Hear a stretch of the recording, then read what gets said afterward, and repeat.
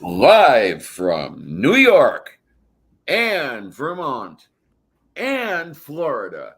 It's Coffee with Lavender with the one, the only Lavender Lady. Hello, everyone. How are you? And with me is the one, the only, the brilliant, the beautiful Bionic Dance, Kate Farr. Hello, my dearest love. How are you today? Oh, I'm doing all right, I suppose. Woke up way the hell too early this morning, but I've got some watermelon Red Bull going on. I think I'll be okay for a while.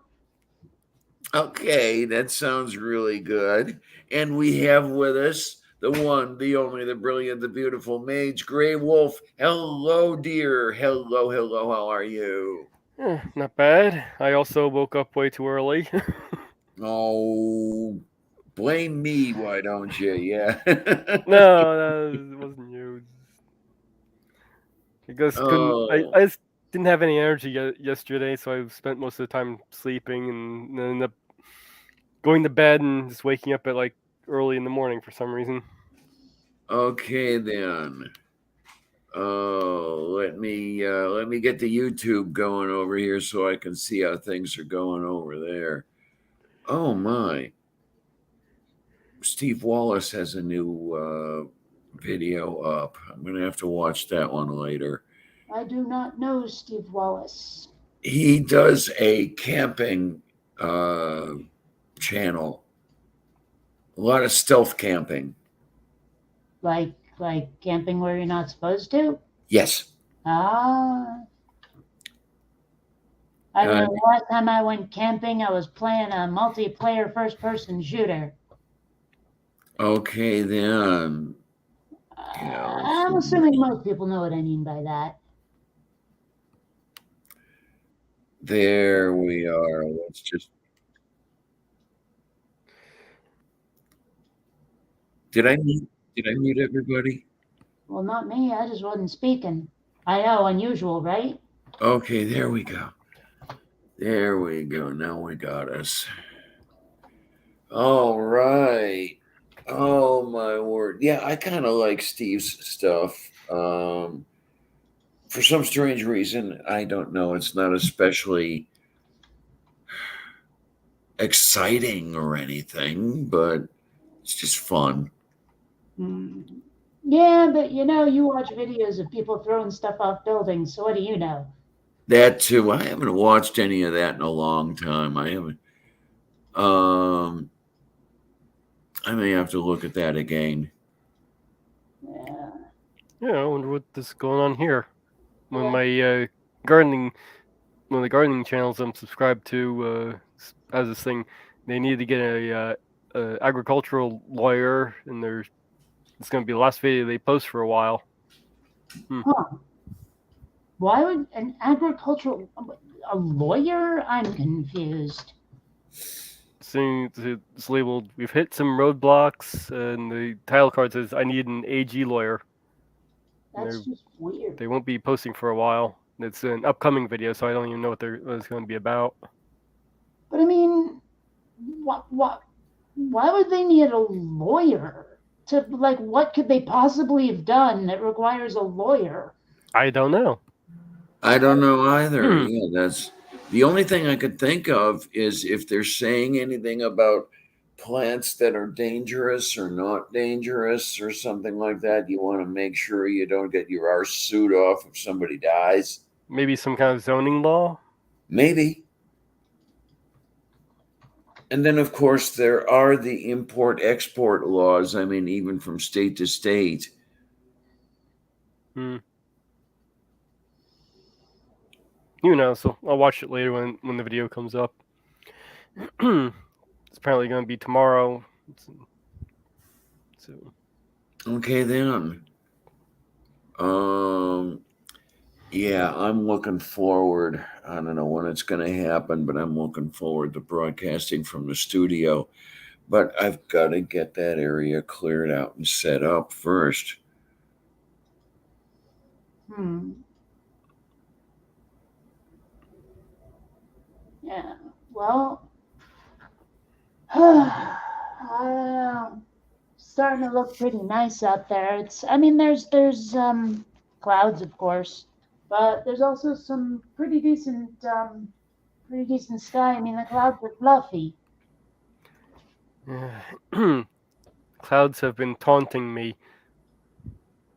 I want some overcast weather so I'm not being cooked when I'm walking being Molly or being out there in my garden. And every time I go outside, the cloud cover opens up and I get blasted by the sun.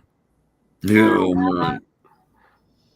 I don't know. I mean, it just seems like the kind of thing that you laugh at someone about for with things to do. I don't know.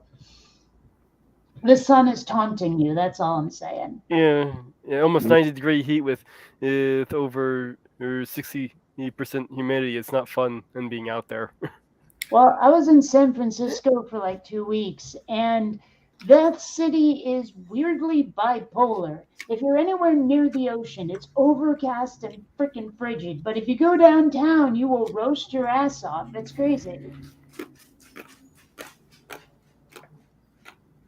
I don't know. It's just amazing to me how expensive San Francisco is. Well, a lot of California is expensive. I mean, I hear stories about people making, nearly $1 million a year, and they are homeless because they can't afford the rent. Yeah, it's kind of crazy. I mean, it seems like one of the best things you can do is to buy like a duplex or something and then rent one of them out as an Airbnb. Okay, then. Okay.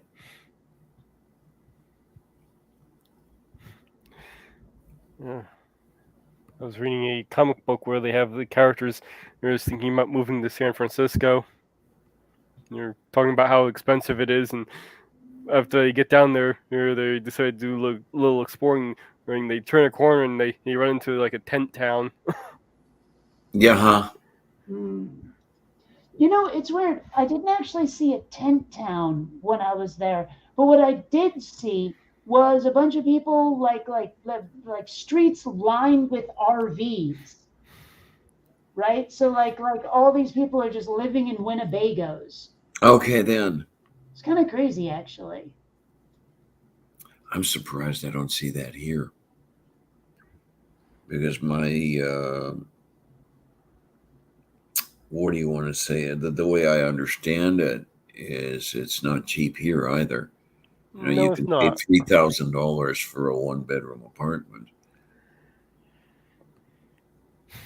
No, New York is not cheap. I mean, there's only one reason I could be here, and he's in the Charity, the next kindness room. of others. Yeah. Yeah, and I'm seeing here, looking at the little bit of drama going on between two YouTubers I'm subscribed to on the HEMA side. Hema? Oh no. Historical English martial arts. Oh, They do love swords and stuff. gotcha. There's a little bit of back and forth because one of them has an alternative channel and they're a conservative Mormon, and they tend to let their conservative Mormon freak flag fly in the other channel a little bit more, and It's the not other Uh, appreciated. the other one's like, yeah, that's why I don't watch him, Hmm. and apparently he's getting all pissy about it. Well, I mean, who can blame them? Man, I'm not exactly the biggest fan of religion, you may have noticed. And, oh really? well, at the risk of offending people, Mormons are kind of nutty. I know quite a few ex-Mos who will tell you the same thing. I don't know, it's kind of funny because what's his face? Joseph Smith, Vermonter. Oh, is he originally from? Okay. Yeah, I mean, like the whole Mormon thing got started in New York State, but dude's from Vermont. On the other hand, so's what's his face, Van Buren or whatever, that one president dude. It was Van Buren. I don't know, I can't remember. But point being is like, every now and then I encounter some like historical site about one of these people. You know, like driving down a road or something. Okay, then. Yeah.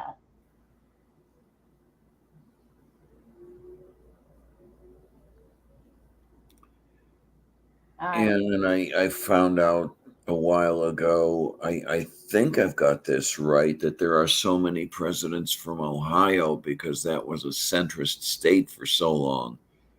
hmm.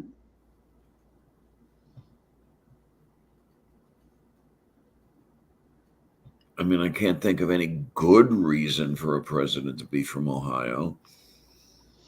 Well, you know, I have spent very little time in Ohio. I didn't notice much to recommend it. I lived there for 31 years and I didn't notice much to recommend it. Actually, my cousin and his husband are moving there. My dad's sister's family, of which that cousin is from, they all live there. And they were the ones who were living in Cincinnati, and then for some reason they were like living in Kentucky for 2 minutes, and then they moved back to Cincinnati. But like my cousin, like they've had a kid, and apparently there's a surrogate who's cooking up their second kid already. Because like their daughter, she's like a year and a half ish old now, give or take. Oh, Um, my. they're apparently cooking up a son now. It's going to be interesting. I mean, it's hard to picture having a family like where the siblings are that close together. Hell, it's hard to picture having kids in the first place. But I Yeah. mean, you know, they seem pretty happy. They're doing pretty well with the daughter. So yeah. Okay, then. Stephanie's in the side chat. Hello. Well, you know, when you're cooking, just remember it's at 350 and you baste it every hour. Right. Well, they are like I said, they're moving back to Ohio. I guess like for the family support or something. I don't know. Okay, then.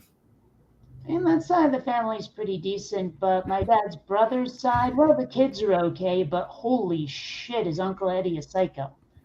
But let's put it this way: I've seen him quoting PragerU. Ooh. He was pretty bent out of shape about Mr. Potato Head.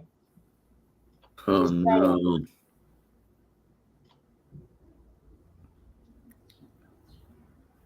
Oh, is she not on my message board?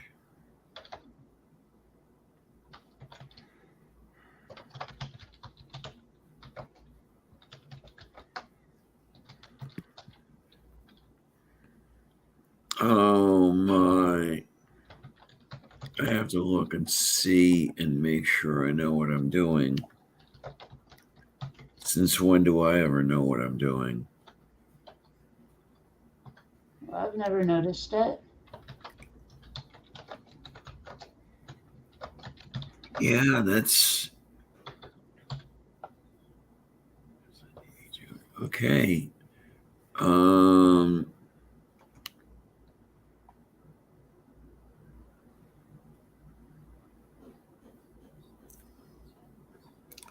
I'll have to see what I can do about sending a link.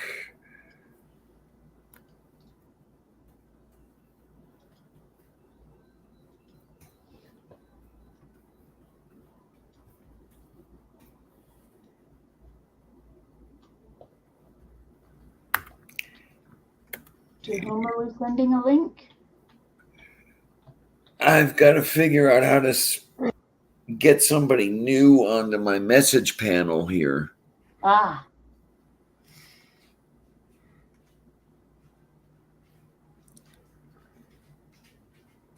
Dada po ko nag-existe pili ko papatiano minimekarado. flubba blah blah blah. Yes.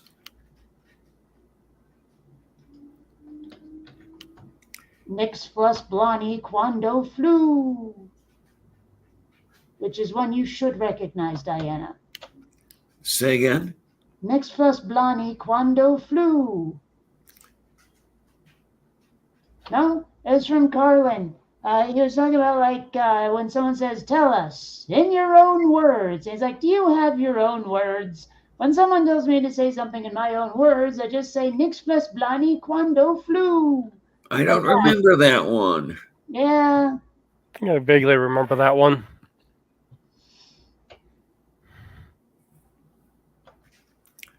Oh my.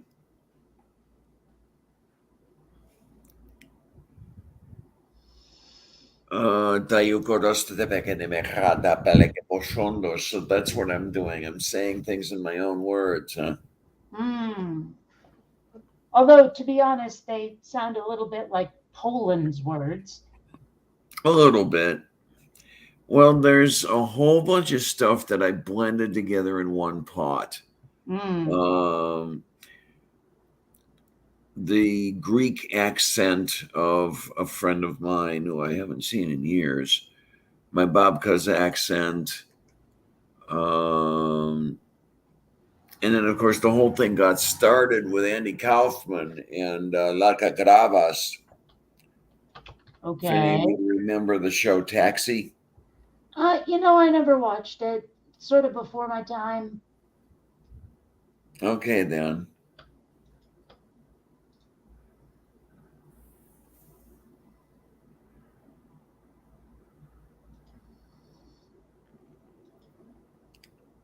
Oh, let's see. He's all spreeket de BC Engli 25. Yes. What? Well, you're going to have to ask Blogarty about that one. Okay. Oh, my, oh, my, oh, my, oh, my. But it's I getting. don't know. I usually associate Andy Kaufman with like getting arrested for, or is that someone else? Am I thinking of Lenny Bruce? I don't know. Well, I don't know. A lot of people have been arrested. Well, I mean, for telling risque off-color jokes that apparently were just too much for some people's sensibilities at the time. Well, there are a few of those, too. I mean, there's Lenny Yeah, but you Bruce. know what I'm There's, saying. yeah. Well, Carlin got arrested.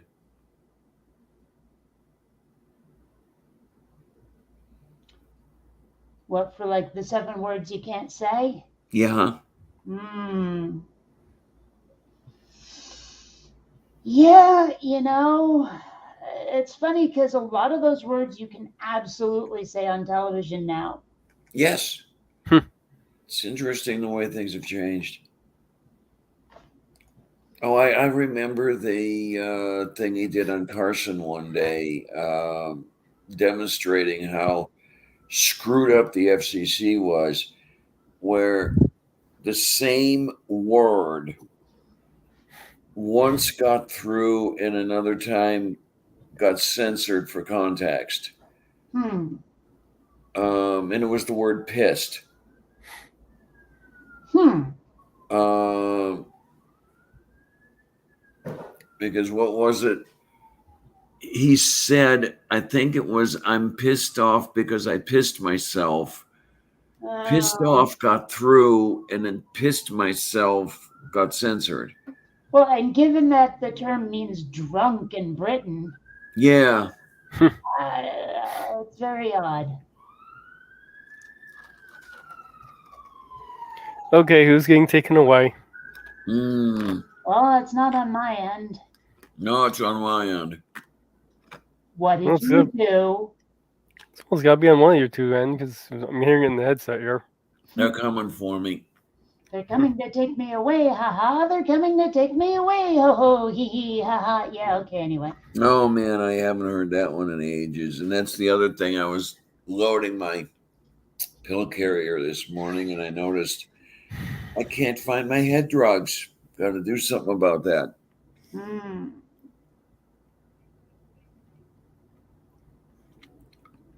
Oh, Harmonica Man is here. Hey, sweetie, how you doing? Hmm. So you're saying you can't find your head drugs? Yeah. Weird. Well, I've had the whole Little Shop of Horrors music playing through my head since last night, since I watched the movie. Just make sure the thing copy I had was good. I updated my copy, so it was a better more high res copy. All right. Good You know, enough. that's quite an earworm. Sometimes there's some of them anyway. Yeah. I love the dentist song. Of You would. Well, of course I would. course, there's the guy sure looks like plant food to me. Well, Steve Martin playing the dentist was great casting. Oh yeah. It's just a shame. Like I almost wish they could have gotten Jack Nicholson back. Oh, jeez. Because I mean, I've seen the original. The original is pretty funny, and Jack Nicholson plays a patient of the dentist who just really loves the pain. I mean, he's like, BDSM, whatever, dude, and he goes to the dentist. He's like, "Oh yeah, hit me, doc," and all of that. It was pretty amusing. I mean, especially since it's Jack freaking Nicholson. Yeah. No, there's That that nobody like Nicholson. that was played by Bill Murray. Oh yeah, that's right. I forgot about that.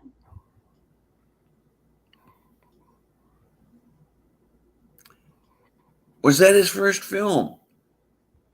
Nicholson, because it wasn't Bill Murray's. That's what Bogarty's telling us. That was Nicholson's first film. Hmm. Well, it definitely, if it was, seemed to influence the entire rest of his career. Oh, he is unique. you know?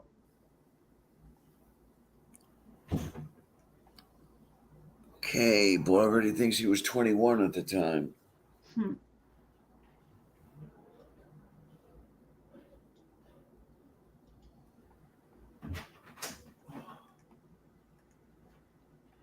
Oh, there he is.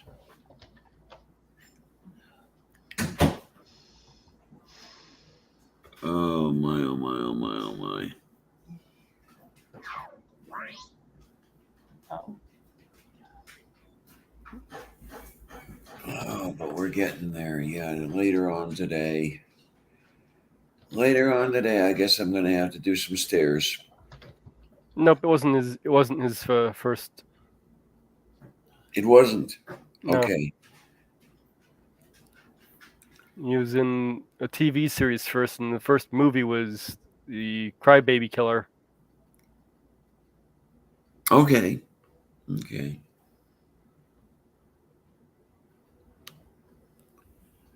You know what? I'm interested here.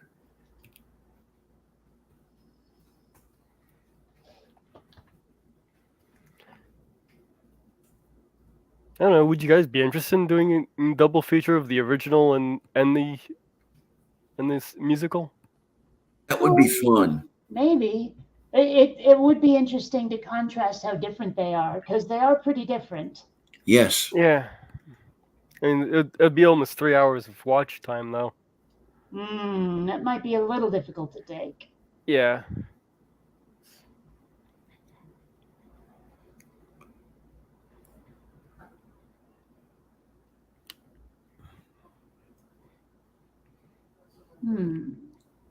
Okay, when you were talking about first films, for some reason, I have no idea why, I got interested in what Dustin Hoffman's first film was. And it was The Tiger Makes Out in 1967. I don't know it. Don't know it either. I don't know. I watched, or at least tried to watch Ishtar a while back. That is not a good movie. I couldn't finish it. Like, I think I got maybe a third of the way through it, if that. Ooh, not good. It is really bad.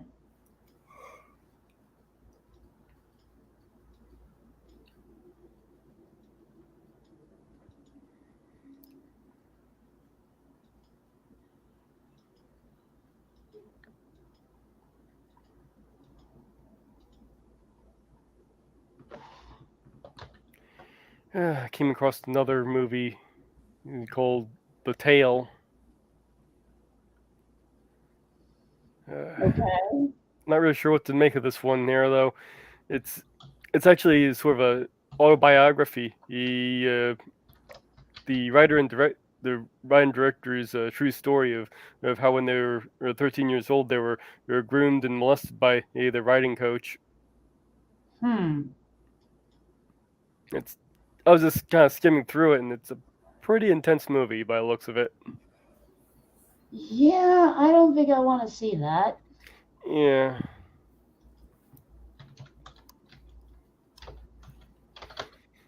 I don't know. I mean, I'm not the world's biggest fan of like movies and shows that aren't built specifically for entertainment. Yeah, this is more drama and true story kind of stuff. Like it's weird how trying to explain to people I want to feel better when the movie's over than I did when I was, then I started watching it. A lot of people don't seem to get that somehow. Well, going Okay.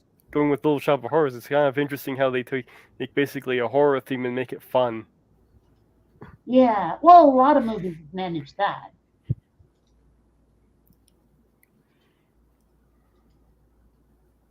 And I did watch that matinee movie that you suggested. Yeah, what'd you think? Not bad. Yeah. I was kind of laughing at the scene near the end where the two kids get stuck in the fallout shelter. Oh, right. Oh, I love that part. It's impossible to open. Who told you that? The man who sold it to me. I'm in the wrong business. Yeah. Oh, I love it. It's funny that it's a little annoying to me actually that most people know Robert Picardo best as the holographic doctor on Star Trek Voyager, because I know him best from Joe Dante movies. Hmm. Like seriously, he's been in almost all of them. Him and Dick Miller, although Dick Miller's tragically dead now.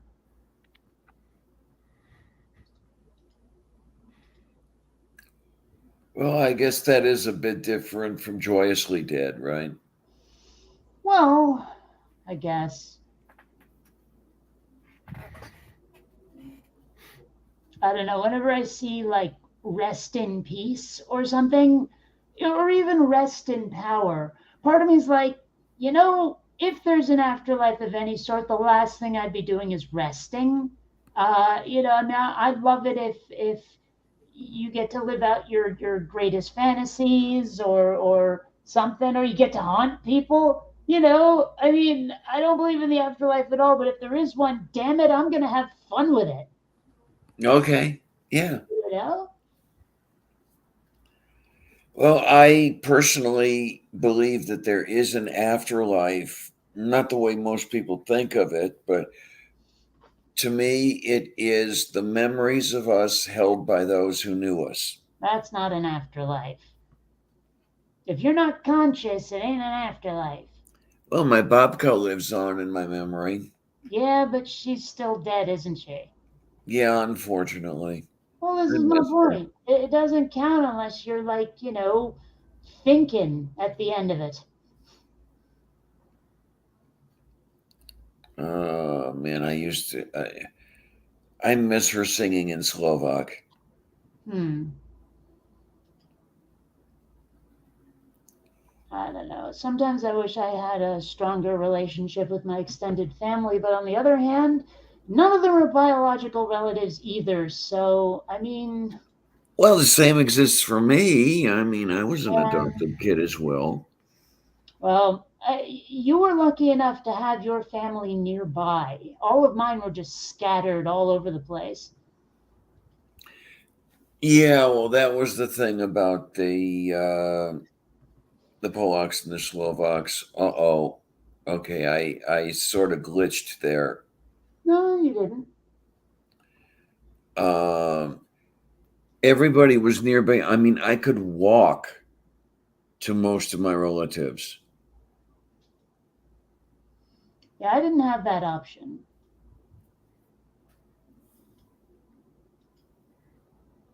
And then it was only one cousin who moved to North Carolina when he got a job in a radio station. He was the first to leave the area, and then of course there's me. Okay. Yeah, I mean, I moved to Pennsylvania, then I moved to New York.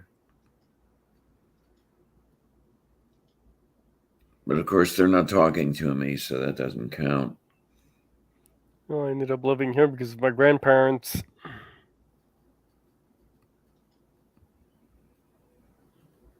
Okay, then. Yeah, most of her family, that side of the family, was from Pennsylvania, so I don't know that my moving to Pennsylvania counted.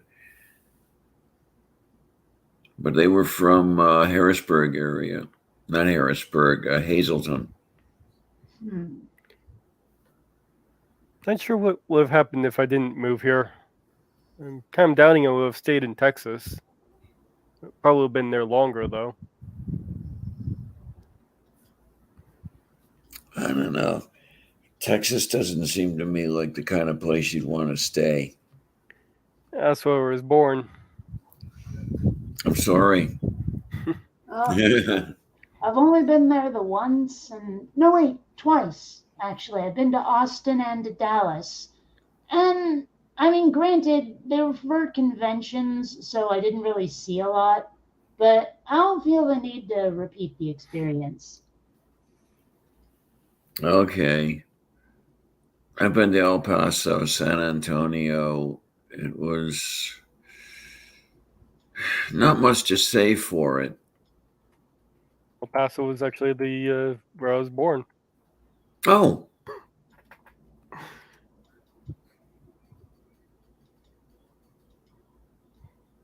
Okay, then.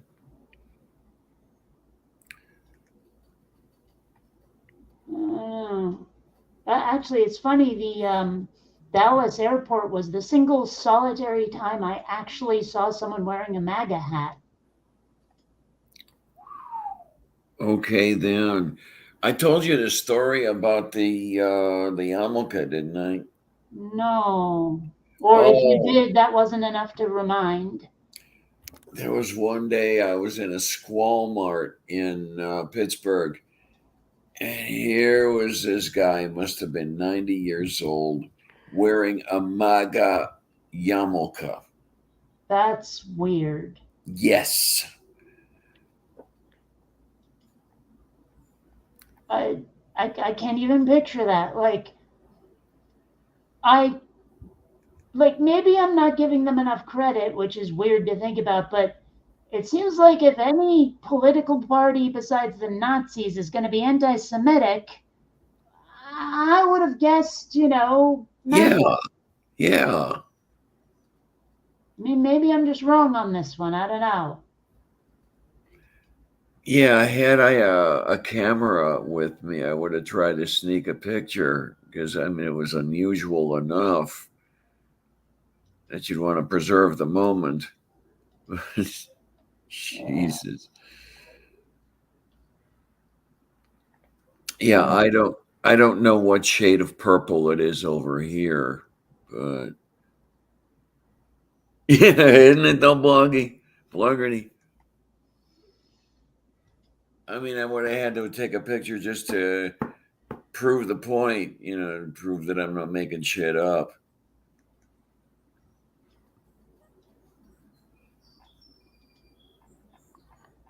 Hmm.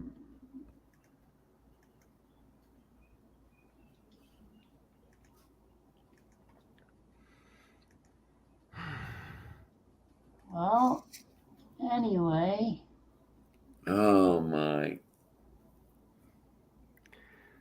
Let's see. Another movie I've got is Freaked. Freaked. Yeah. What's that then? It's a comedy, one of those really bad movies. It's good kind of thing. Okay. Oh Probably, yeah. Out. uh, guy turning people into freaks for his sideshow. Oh, He like thinks that, deliberately, like what, kidnapping them and like disfiguring them? yeah, Oh, he fun. puts them through this machine that turns them into the freaks, and they it's the only movie I know of, that you'll see the Gumby masturbating, while giving you the finger. What? Okay.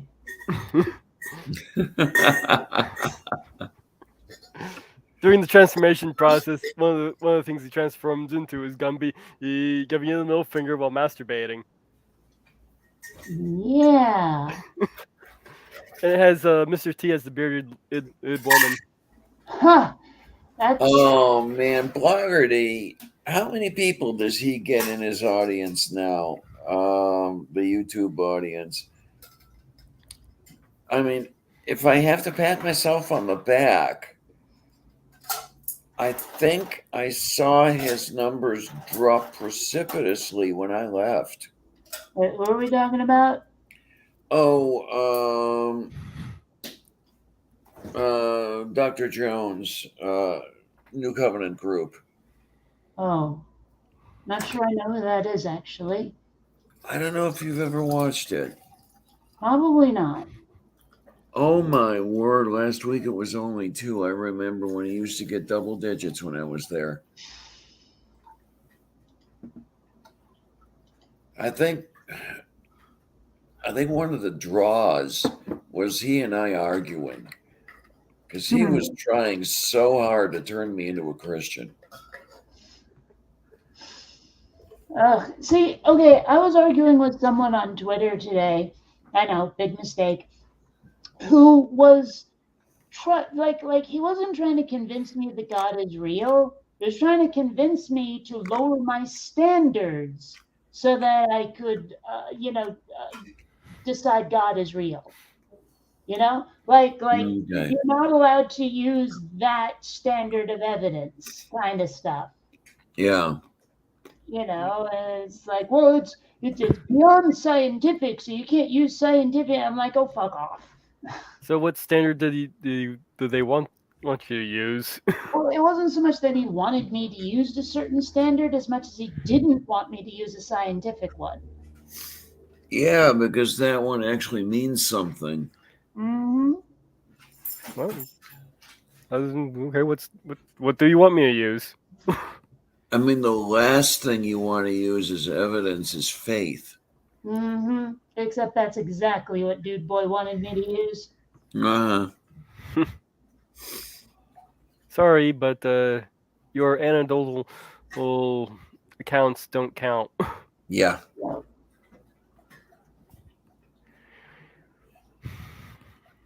Oh my. No, I don't know. I wish Jones well. I really do, but I think it just coming from the wrong direction is all.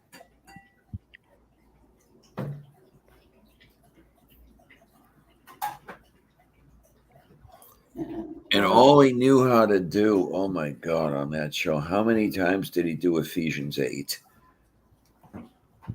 I don't know Ephesians 8. Certainly not by heart. That's the one about justified, if I remember correctly. Let me look it up.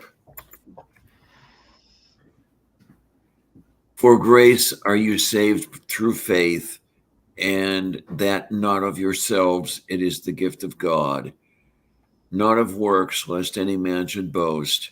For we are his workmanship, created in Jesus Christ unto good works, which God hath before ordained that we should walk in them. See, I have to wonder, like, how much would religion have been easier to stomach if the language wasn't so fruity? Well, that language is fruity only because it's early modern English. But I mean, the grammar and phrasing is always so tortured and tangled, is the thing. Well, that too. I mean, it's like I have to do a lot of reorganizing in my head to understand just what the frick they're trying to say. You know? Okay.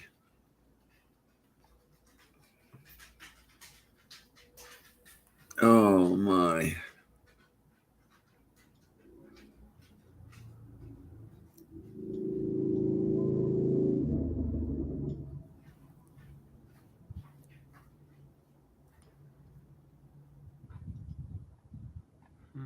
It's just so many times as like a lot of in his name, by his grace, blah de blah de blah, and it's like I don't even really know what you people are trying to say to me right now. But when I actually run it through some filters and put it in modern English, it all sounds well. I mean, it sounds really pretentious when you say it, but it sounds really douchey when it's like turned into real English. Okay. Really douchey. I don't know. 6. Maybe it's just me. Oh my. Oh, this one is garbage.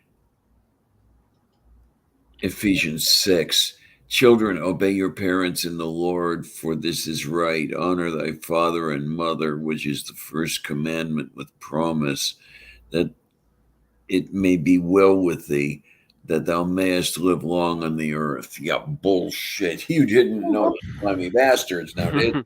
Okay, now what was that first part again? There was like a little bit in there. It was like in the four of the thingy dooter. I don't know. I didn't. There was a lot of it, so I couldn't remember.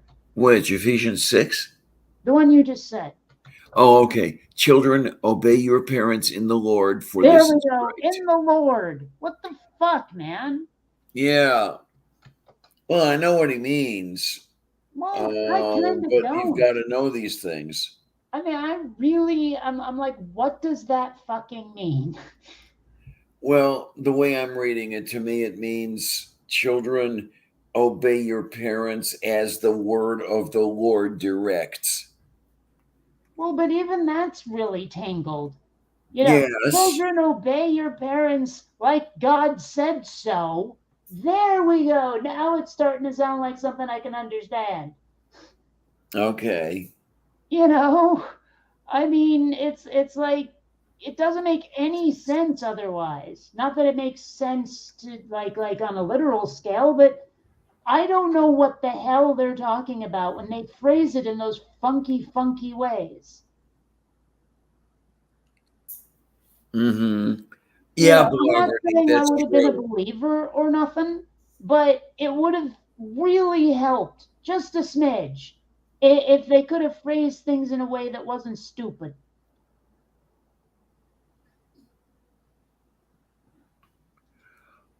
Oh my. Okay. Yeah, I see something Blarney said her a little earlier that Jones went full MAGA.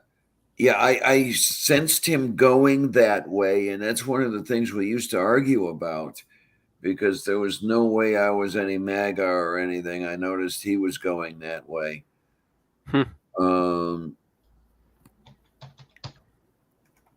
oh my word. Diana Gate, huh?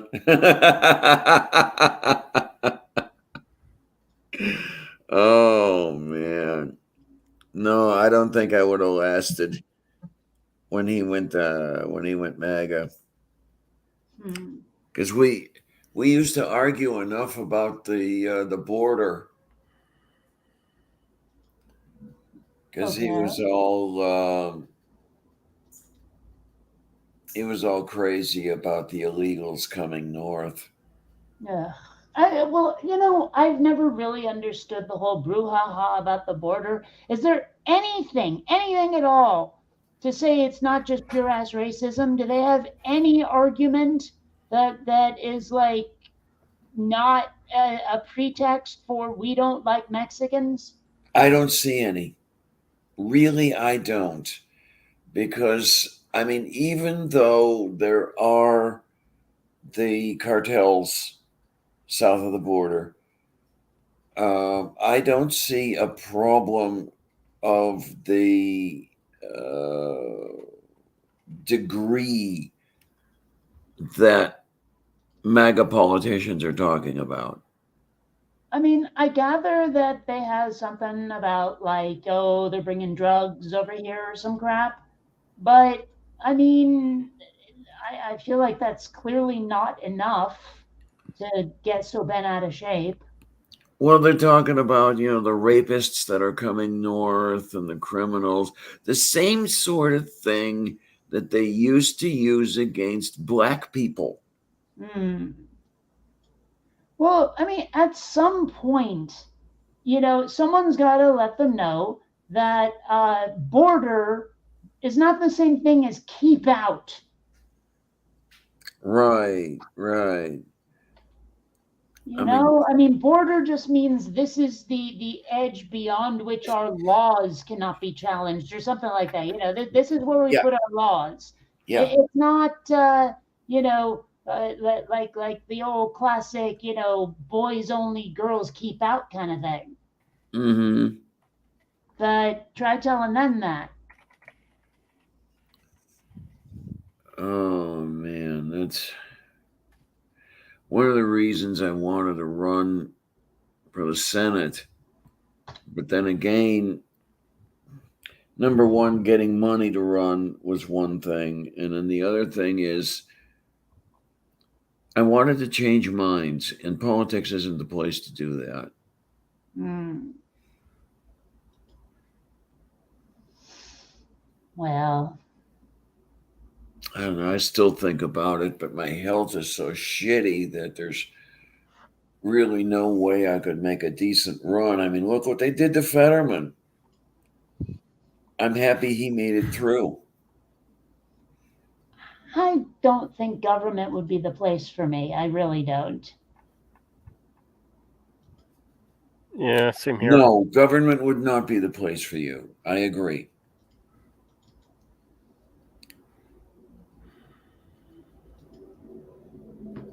Yeah, you're too radical. I think I'm too gnarly, but sure. Too what? Gnarly. Gnarly. Okay. Not bodacious, gnarly, yeah, or not too, whatever, not too radical, gnarly, bodacious, excellent, shway, whatever. Mm-hmm. Yeah, that's the thing. I mean, that's how he appealed to me in the first place, Blogarty. Because I discovered him through Aaron Ra and the discussions they had. And I answered one of them, appeared on his show one day, and I became a regular.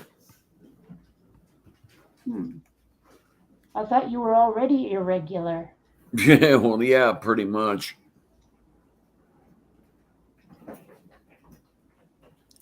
But I was on the show with him, Aaron, Ozzy. If any of you remember Ozzy, What about Harriet? she was not there. Actually, I have no idea about Ozzy and Harriet. I just know the title because I've heard the title. I used to watch the show.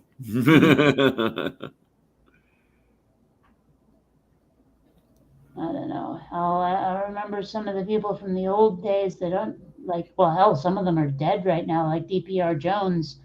Poor fella. I always liked him. I did not get to interact very much with DPR Jones. I actually got to meet him in person at a couple of conventions. Nice guy. Oh, wow. Shame he passed away. Yo, Well, we're all going to do that eventually. not me. I'm gonna live forever or die trying. There you go. I remember some of his charities. Yeah, yeah. I'd like to pick up where he left off on that one.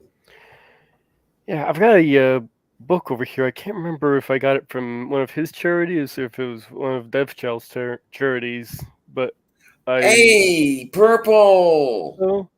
but it was the God Delusion. It's a first edition copy. And those basically the highest person doing the charity thing was offering it for highest bidder, and I got the highest bid. Okay, then. Purple, check your feed. There's a link there if you want to join. That's how I ended up with that buck. Yeah. I was on a couple of charities. I don't know, one or two. It's weird. Like, some part of me misses those old days, but a lot of me does not miss YouTube atheism. I don't know what I have to say about YouTube atheism. There are some things I miss and some things I just don't. I mean, it's the atheism that got me onto YouTube in the first place. Yeah.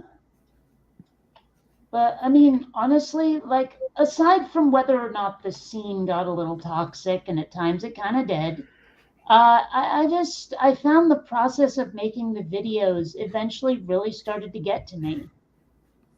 Okay, I can understand. It was just it was difficult to do. It was wearying. Yeah. Of course, with me, as you would tell me so many times, I would over research them and everything else. But Well, it's true. That's been one big problem with having to do the videos I've been making. I don't really like hearing myself talk. Mm. I got accustomed to that. I used to hate to hear myself talk. I thought I sounded nasal. Yeah, now we're the ones who hate to hear you. No, I'm just kidding.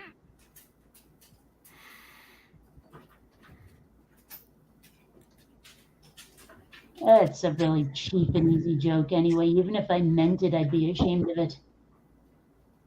Well, apparently there is something about hearing your own voice that wigs out your brain. Well, Yeah. it doesn't sound the same in my head as it does coming out of speakers, and I don't know why. Part of it is the resonance that takes place in the skull. Yeah. That's not what I meant. I meant I don't know why. Like I don't know what the difference in quality is that wigs me out. Oh. Like I can't put my finger on it. Yeah, there is actually a definite thing that triggers in your brain from hearing yourself from an outside source like that. Yeah, what I really wish is that I had had some sort of like feedback thingy with being able to hear myself in real time through headphones. Like cans, the way they call them in the industry. Because then maybe I could listen to my voice and go, okay, that's why I sound like a douche. You know? Oh, Stephanie is still here. Yay. It just seems like that'd be easier. Mm-hmm.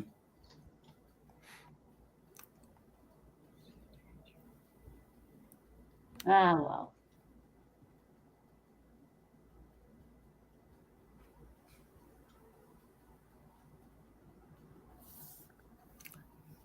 Oh. I mean, I actually did notice a couple of times the sorts of things that would make me go, "Oh no, no, no, no, no, no, Kate, don't sound like that. That's awful." But it's not easy, like to hear it without actually hearing it in my headphones. Okay.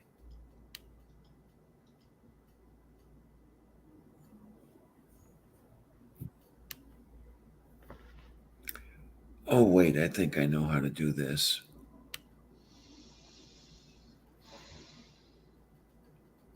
There we go. Now we're going to get there.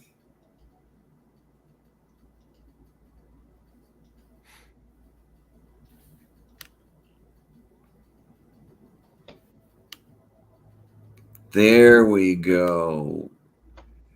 Okay, Stephanie, if you want to come aboard, I've tossed you a link. You're very, very welcome. Ow. So, my fingers cramp at random times. Oh, my fingers arthritis at random times. Gee, my fingers are fine.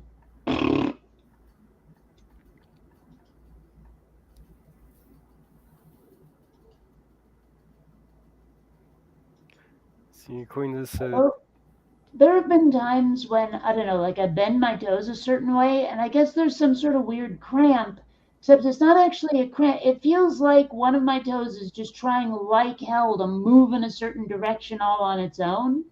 And it wouldn't be so bad, except it kind of starts to hurt. Okay, then.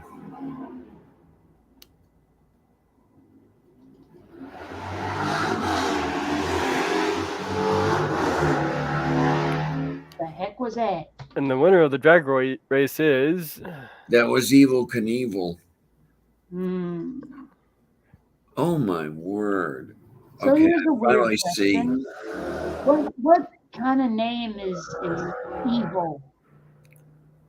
I am no to knowing.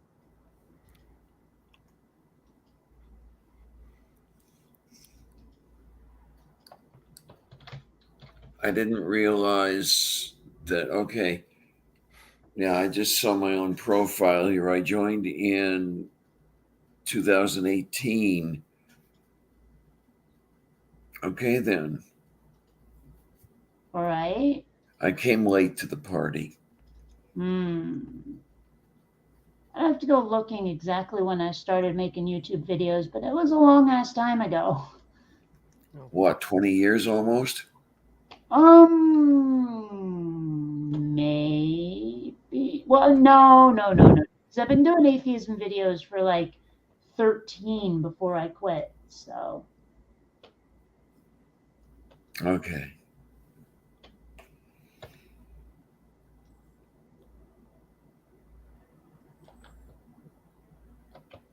and I mean, like, I did do a couple of animations before I quit. A few, one or two maybe. Moo. Yeah, I mean, well, when I say before I quit, I mean before I started doing atheism instead. Mm-hmm.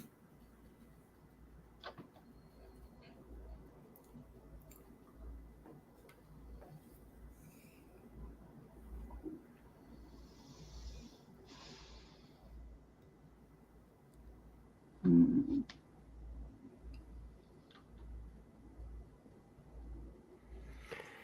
Yeah, I can't seem to find that thing on how it affects your brain hearing your own voice from the outside.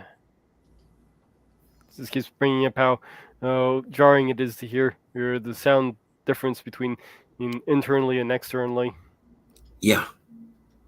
Well, I mean, that's probably most of it is like I have some bone conduction headphones, and it deals with like they work on the resonance inside your head and all that stuff. So it's probably similar. There was interesting, apparently a 2013 study. He mixed in some people's own voices into it, and when the person didn't recognize it was their own voice, they rated the sound better. Oh. How did they not recognize it was their own voice? I can understand how it would happen. Apparently, they just kind of hit it in with other sounds. I don't know. Maybe it's like an autism thing or something. I don't know, but I think it would be difficult for me to not recognize my own voice. If nothing else, I've noticed I have some fairly unique speech patterns. Hmm. You know, my rhythm and cadence is not typical.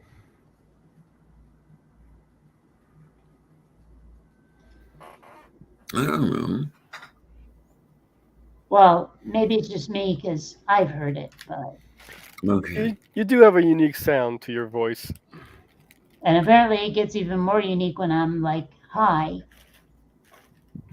Well, yeah, you have a different quality when you're high than you do when you're not high. Yeah. I apparently sound like my uncle. Okay. I don't know what I sound like when I'm high. It's been so long.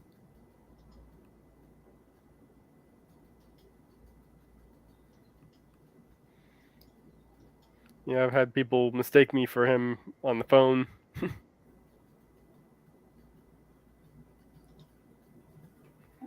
For some reason, people mistake my dad for a woman on the phone a lot. I've I never I know should gotten be so that. lucky. Never gotten that. No, I get clocked every time on the phone. Oh, who's here? I don't know. You'll have to tell us. Oh, hi Stephanie. How you doing? Hello. Oh, hi. Hey, I'm here with fireworks. I brought fireworks. yep. So it would appear. I don't know. The kiss didn't seem that great.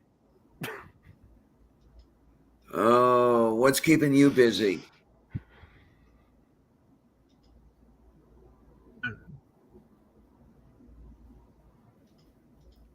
Not I gotta mute YouTube. Hold on a sec.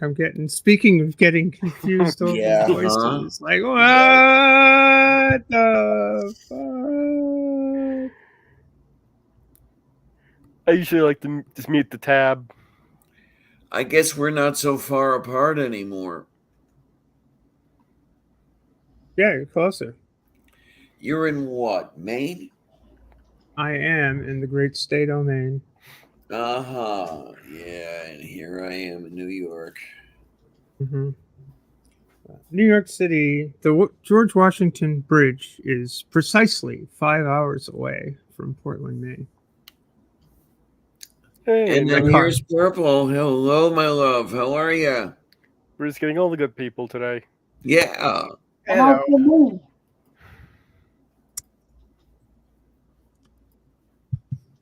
Is my mic working? Yep. Yes, it is. I guess so, because I heard you ask Okay. whether it's working or not. I was having trouble with it the other day. I was afraid that my mic was going out. With whom? Okay, then. I don't know, it seems to hang around with the camera a lot. Oh. Kind of like when that dish ran away with a spoon. Sure.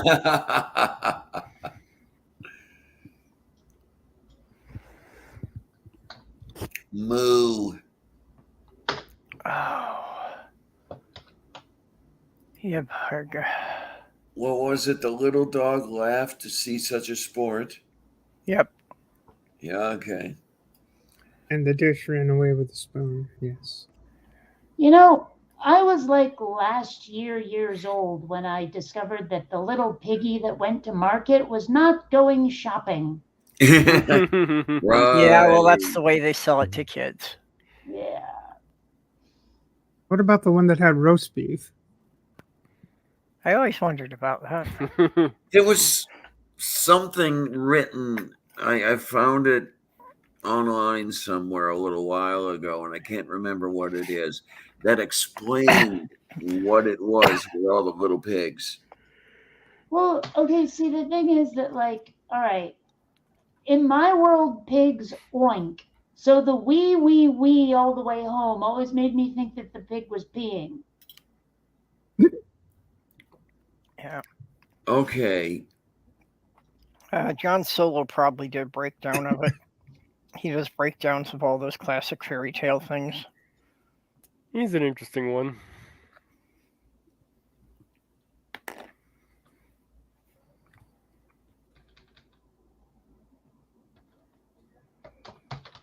All right, here we are.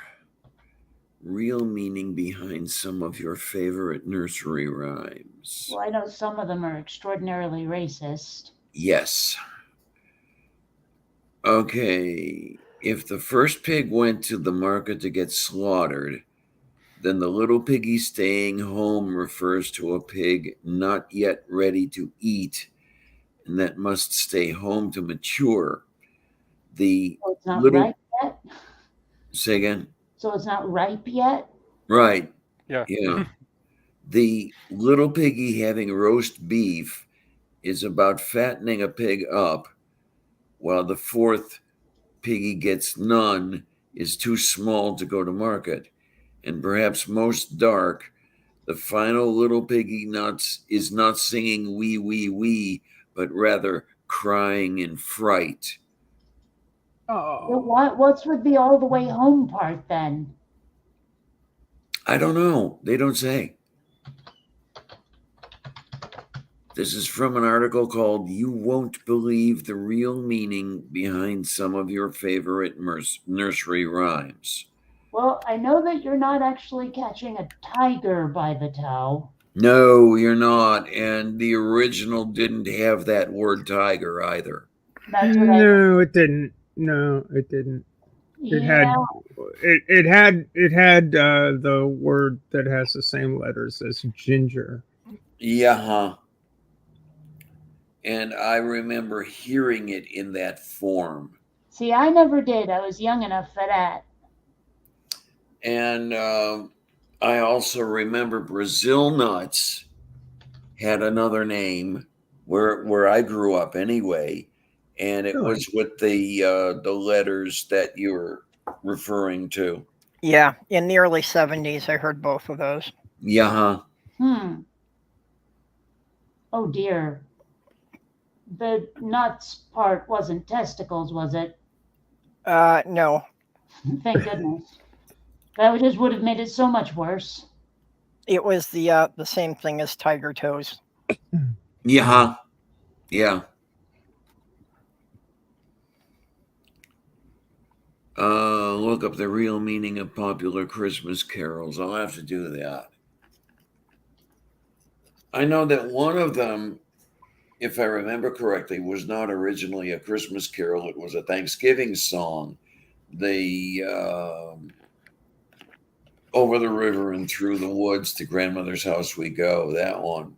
Yeah, but then we merged Yeah. Thanksgiving and Christmas together, so it doesn't matter.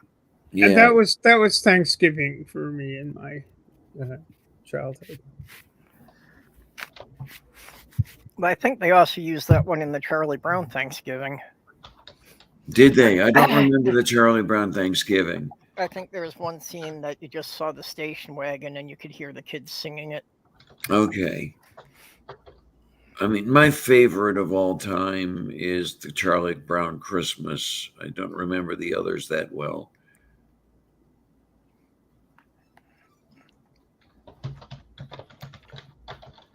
No, it has been decades since I've seen any of them. Oh man, I used to make a ritual of seeing a Charlie Brown Christmas every year. Yeah, And well, that's because you and I are back from when you only had 5 TV stations. you See, had 5? I remember I that had like every 3. year at Thanksgiving we'd watch The Wizard of Oz. Oh yes, I remember. But we never had the whole like Christmas tradition thing. There was nothing we watched for Christmas. We used to get Wizard of Oz around Christmas time. For We had some reason, it 3. was always a Thanksgiving thing where I lived. Yeah, the reason I remember that was that there were people over the house that usually weren't there. You know, relatives that didn't show up except on holidays. Oh, I just mean they didn't play it. Like the TV stations, they showed Wizard of Oz on Thanksgiving, and that was that. Yep. Oh, yeah, for Okay. decades, that was the way of it. I I'm remember sure they were still doing that in the 80s. I remember all the stop motion Rudolph shows for Christmas. I was always Okay. creeped out by that. Like stop motion, as much as I'm an animator, stop motion kind of creeps me out. I think it's because the face looks so dead. I had a friend who did a couple stop motion animations on 16 millimeter, and he did a really good job of it. It had a certain quality to it that you just couldn't get anywhere else, and it was really good. Although I have to admit, I do wish I could have played with a Go Motion rig. That would have been interesting. Okay. When I I'm was not a even teenager, exactly sure how it works. Go motion is basically like stop motion, but when you click the camera, the armatures inside the characters give a slight jerk in order to have some like camera blur to try to give them some more verisimilitude. The first movie to use it was Dragon Slayer. Oh, okay. Yeah. when I was a teenager, Whenever I had. I bring up Go Motion, when the subject of stop motion comes up, people think I'm just being a brat, but no, it's a real thing. Mhm. I thought it was Jason and the Argonauts with the dragons and the skeletons coming up out of the ground. I don't think that Oh was Go man, I Motion. haven't seen that in ages. Let's see. Years Oh, Go. it was Jason and the Argonauts. I don't know. What? No. It says here The Empire Strikes Back was the first to use it, and then Dragon Slayer. I didn't think that. Okay. Oh, okay. I had thought it was something that Lucas had pioneered. I could have sworn it was Dragon Slayer. Oh well, maybe I heard one of the first and it just stuck in my head. But I must be thinking of another technique. Yeah, Mage. There'd be another idea for your movie night. Oh. Some of the classic Harryhausen monster movies. Okay then. Yeah. I've got to work on being there.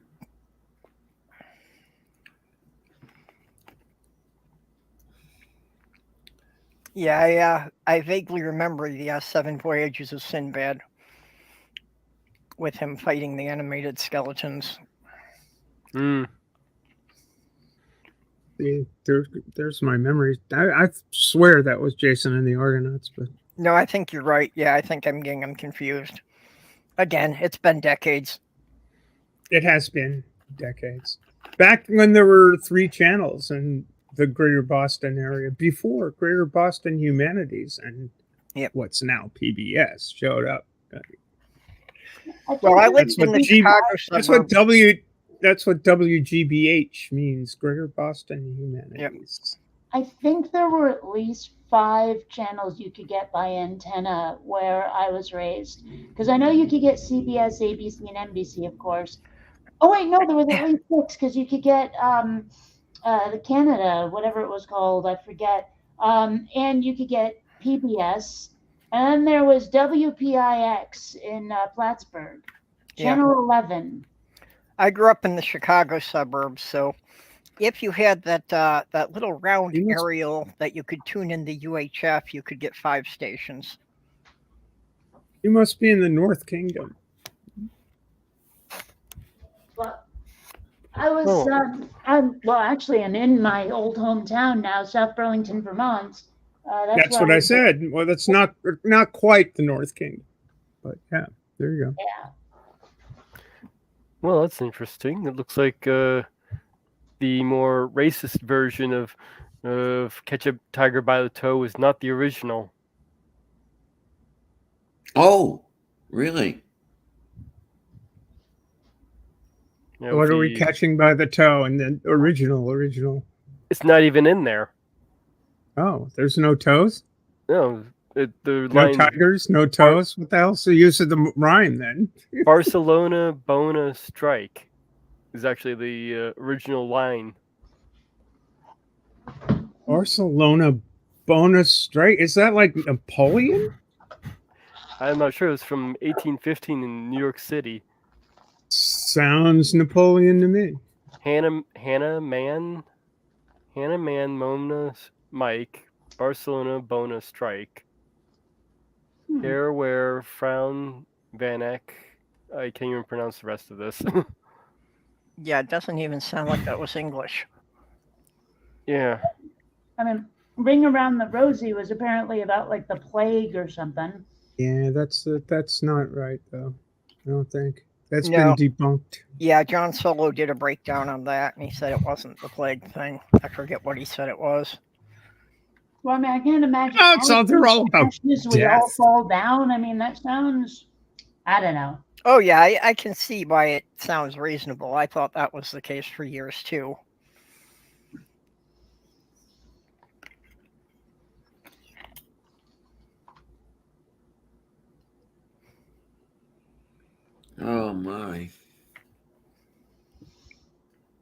Actually, I'm having a hard time thinking of other children's rhymes right now for some reason.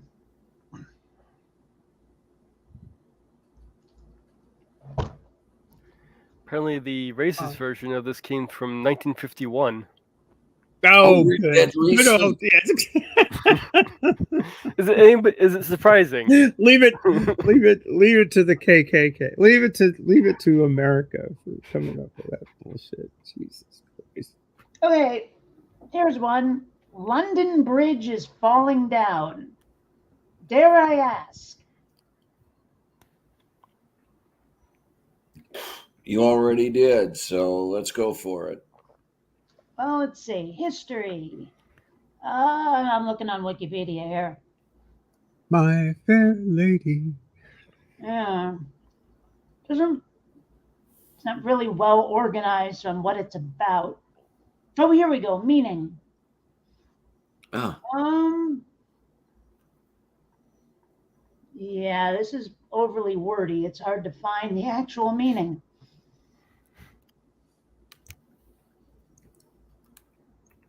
Whatever. I thought London Bridges was pretty much literal, that the bridge hadn't been properly maintained, and since people kept building more and more shops on it, it was having trouble bearing the weight. Then explain the My Fair Lady part. I think that was a reference to the Queen, that the Queen was being oblivious to the whole situation. Gotcha.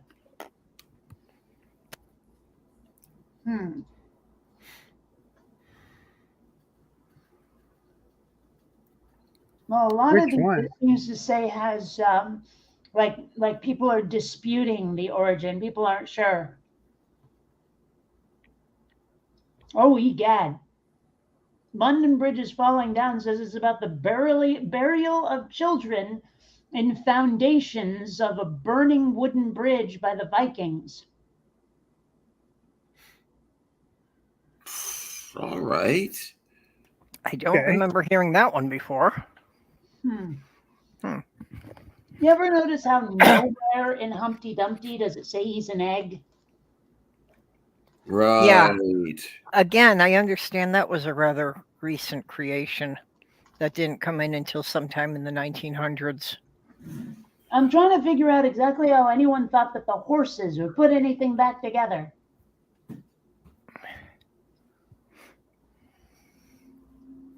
Well, Lewis Carroll sort of revamped Humpty Dumpty's reputation pretty well.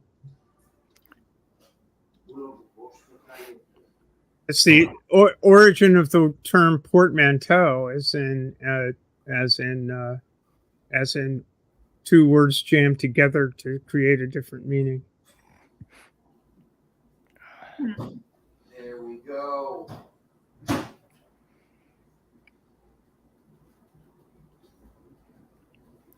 Humpty Dumpty sat on a wall. Humpty Dumpty had a great fall. 80 men and 80 more could not make Humpty Dumpty where he was before. Yeah, I'm seeing one here. Like, Humpty Dumpty lay in a beck with all his sinews around his neck. 40 doctors and 40 rights couldn't put Humpty Dumpty to rights. How odd. Geez, I wonder if Beck has anything to say about that. Not sure what a beck is in this context. Beck? Let us know. We're talking your family heritage here. The one I read is apparently from 1797. Yeah, Bloggity Schmoo says Humpty Dumpty was a large cannon. I think I did hear that somewhere too. That it was actually about a cannon that exploded and killed its own crew. You know, that kind of makes a lot more sense. Okay.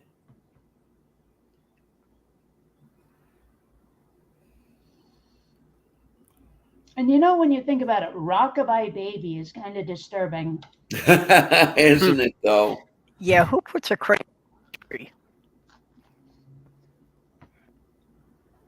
Who sings that to a child to soothe them? Well, as long as the kid doesn't understand the words, the melody is soothing. Mm-hmm.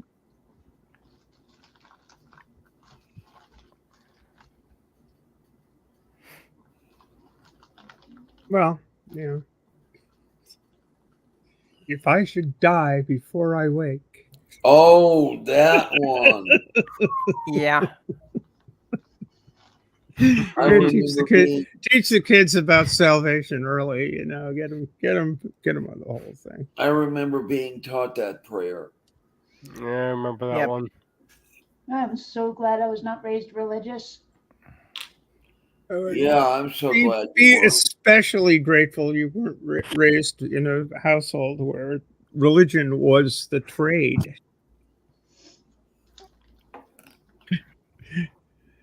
Oh, okay. Yeah, I'm kind of fortunate on that. That by the time I was growing up, my parents were kind of burnt out, and religion wasn't much of a focus anymore.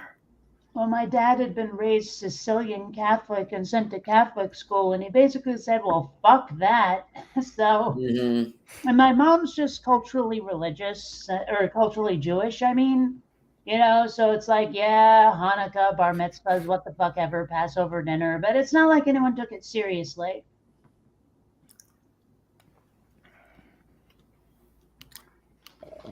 Yeah, Trauma. those two got more and more into the ritual as they got older, and oh God, I always heard it when I finally came out as atheist.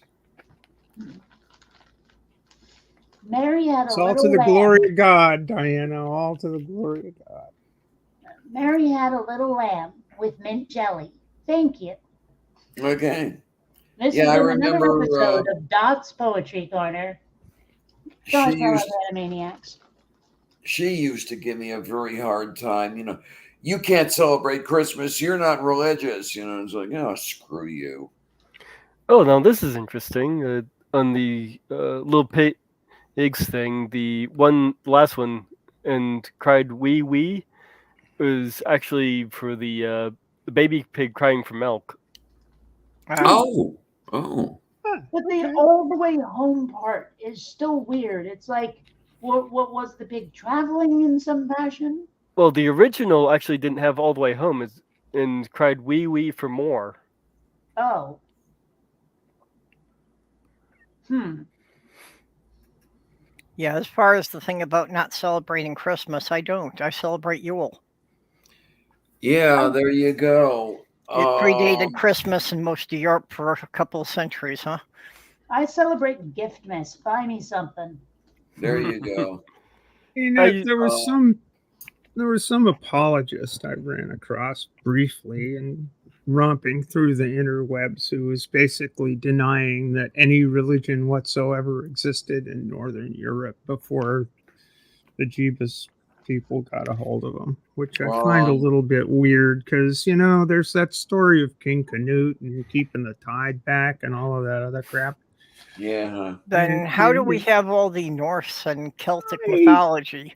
don't know. Well, see, we have that because, after all, the Snorri there, the Icelandic guy who wrote all the Eddas down, he was a Christian. So, my family members who are atheists do get a little smile when I wish them a Merry Giftmas. Mm. And thanks to Ren and Stimpy, I love wishing people a happy yak shaving day. Uh-huh. yeah, actually, in 1830, rather, sorry, 1630, Boston, the original settlers of the Shawmut Peninsula there, the original European settlers, they outlawed Christmas. It was illegal. You couldn't celebrate Christmas. Yeah, okay. Yep, that was part of the. For the longest time, I'm gonna have to do it again. I would light a menorah. I'd repurpose it for I'm trying to remember which days I did it for. It was the 8 days that ended on Christmas Day, and I forget why I chose that period. Oh, I remember. I used to light it for the solstice. But in Yeah, this there day you go. and age, shouldn't it be a person aura? Should be, to be Um, politically correct. Yes, Sorry, I'm just being a brat. of course you are. No. Yep. Is that like as in personal aura? No, it's Oh, like, no. you know, uh, instead of a men aura, it's a Oh, yeah. person It's a aura. person aura. Yeah, yeah. Okay, I getcha. Damn those person holes. Right. Yeah. Although if you're going to do it, Oh, like something instead of manholes, but still. Well, I did take some wry humor out of the fact that Neenah, Wisconsin, which was the location of a one of the more prominent practitioners of genital reconstructive surgery in the around the turn of the century, the 80s, 90s, 2000s, etc., was also the location of the Neenah Iron Works, which was the largest center for the manufacture of manhole covers in the United States. So Okay. I was chuckled when I'd be walking down the streets of Boston, look down and say, "Oh, look, this is a manhole cover from Neenah, Wisconsin." Huh? How about that? I don't know. I remember whenever we would play games, like street games in my old neighborhood, manhole covers were always used as teleporters. You know, you're playing like a game of tag or something. We had this little rule where if you stand on the manhole cover, you can't be touched, and you're allowed to run to one of the other manhole covers like it was, you know, a Star Trek teleporter pad. Okay. Neat. We had some weird homebrew rules for things like capture the flag and tag and all of those. It was like just a neighborhood thing. My neighborhood was this small little like enclosed beach sort of community, and all the kids had like we had our own rules for everything. Yeah, that's South Burlington, all right. Yep. Step on a crack, break your mother's back. We never had that. That Never had was that one that like surprised me the first time I heard it.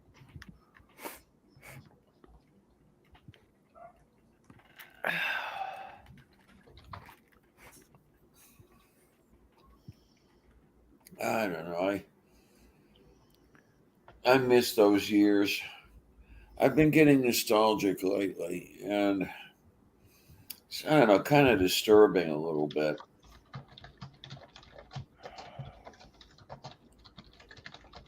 But I miss the early 60s. I don't. no, I missed the early 60s almost entirely. I wasn't born until 64. I missed the 60s. I was born in 79. There you are. 60s. I was born in late 75. Yeah, Like, I that's, didn't even see an entire month of 1975. the old story is if you remember the 60s, you weren't there. Yep. My dad has a lot of stories That about really like, that being on communes and stuff, and actually Yeah. somewhere near San Francisco. I mean, like, there's all these stories about hippie stuff that my dad's got. yeah, the legendary hog farm, one of that was a huge commune thing. Surprising, really, how not the whole hippie thing wasn't altogether that popular. Well, I mean, let's Right. remember my parents, after they met each other, they moved to Vermont. And we actually lived on a commune after they adopted me until my dad could finish building the log cabin. Damn. So That whole back. Well, that's actually how I wound up in Maine. To be honest, I wound up here because of the whole back to the land thing a little bit. And my parents were hippies, but I don't think they were quite holding a candle to yours. I don't know. I kind of like the idea that you, Purple, advanced a while back, although I do realize how impractical it is about the YouTube atheist commune. well, I mean, that's the funny thing is like my dad talks about one of the communes he was on, where a bunch of people just bought this large house for some crazy small amount of money, and there were no rules, there were no laws. I'm not sure who the hell the like legal owner was, but it just worked, right? And now I think about today when we were like talking about that whole atheist commune and realizing how many rules and regulations we need just to avoid any potential legal issues. Yeah. It's not the same.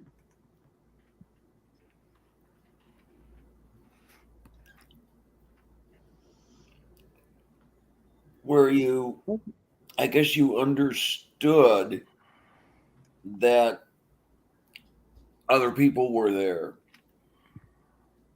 and they had their lives too. I mean, I don't know. Maybe it makes a difference whether or not you have like, the threat of being drafted over the heads of half of your commune folk. You know what I mean? Like my dad was a conscientious objector. I don't know about the other people. That was a unpleasant feature of those days. Yes, indeed. I was frightened.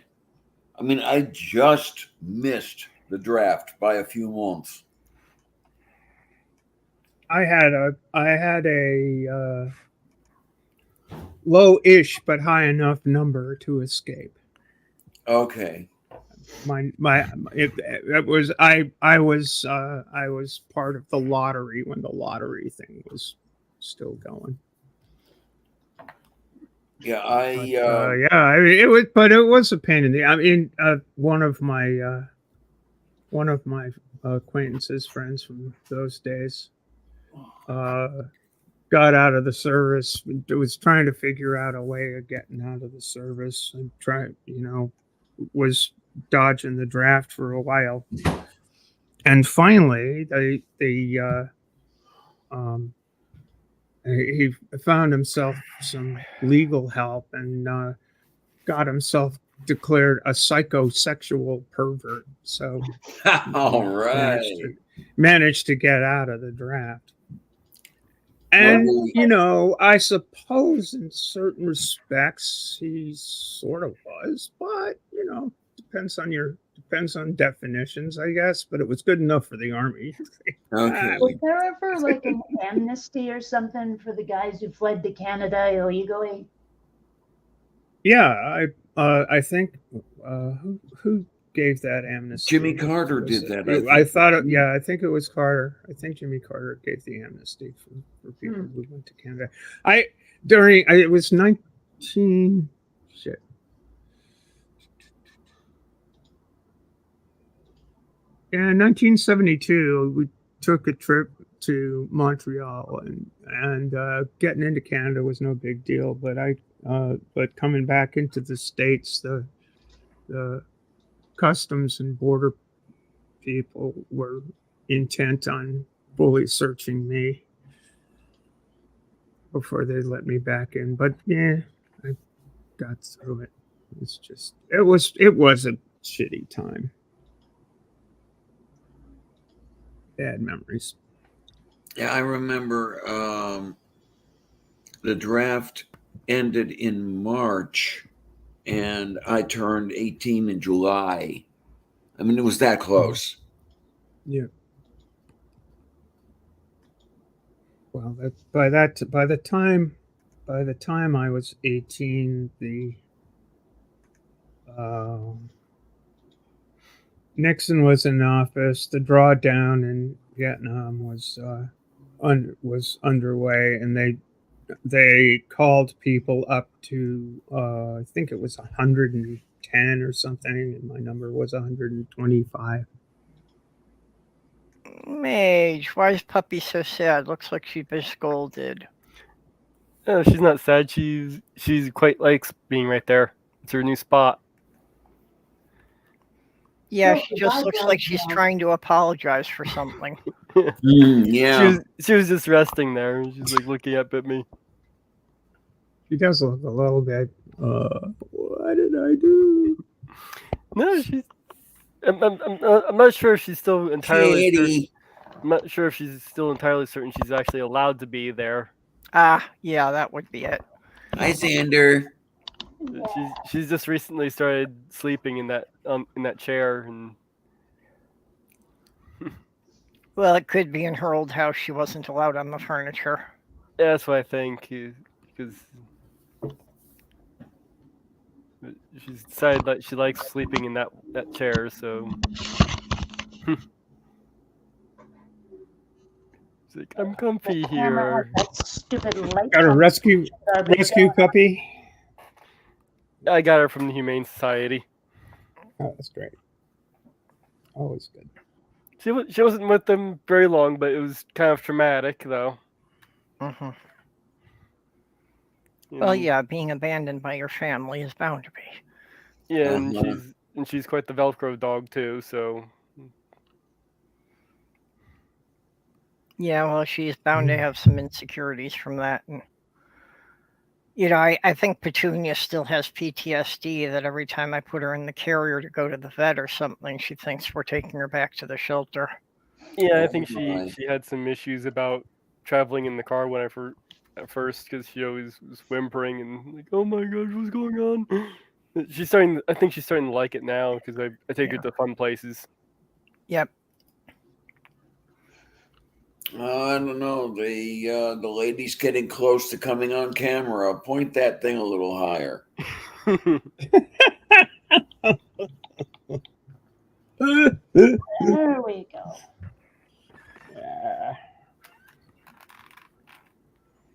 Yeah, when apparently when I went to see her, it was like the first day she was there, and as I walked in, and the fire alarm went off because of some construction going on. Mm-hmm. So she's got blasted by the fire alarm, just before I got to meet her, and that was the first day she was there too.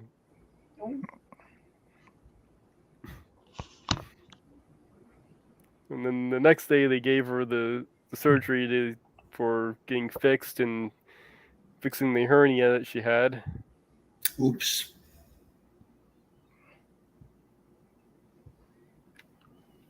Hernias are not fun.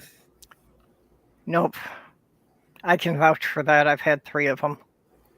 Oy vey, I've only had the one so far. But I'll tell you, right around the time I finally had the surgery, it started hurting. I guess it must have got strangled.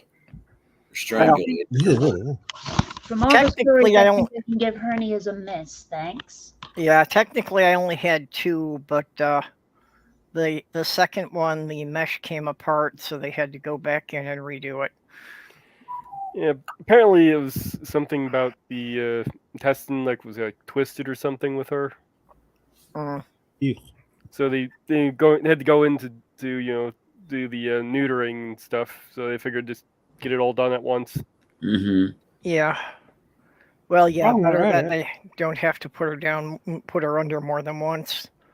Yeah. The And they use- anesthetic is always risky. And Yes. they use a different type of stitching on it, where like they kind of glued it, so I didn't need to have a cone on her or anything. Yeah, cool. Oh, that was good. But I did have to be still be careful with her until it healed for a week. Yep. So having to deal with that kind of stress on top of just getting her was a little jarring. Yeah, she went through a lot in just a couple of days there. Yeah. Yeah, but I've got some tests to do on Wednesday. That's going to be fun. Have you studied? No, and I'm gonna fail. I'm pretty sure. No, some cardiac testing all freaking morning. Mm. But I think all that is where she got the picked up the anxiety thing of chewing on her foot. Oops.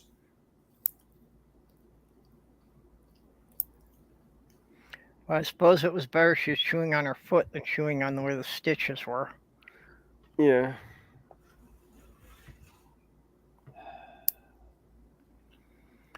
You know, the single solitary reason I'm tempted to see that Barbie movie is because it's pissing off all of the right people. Yes, I've been curious about that as well. Because of Yeah, I had all no the interest complaints. in it either before that. I absolutely love that Ben Shapiro's losing his mind over that.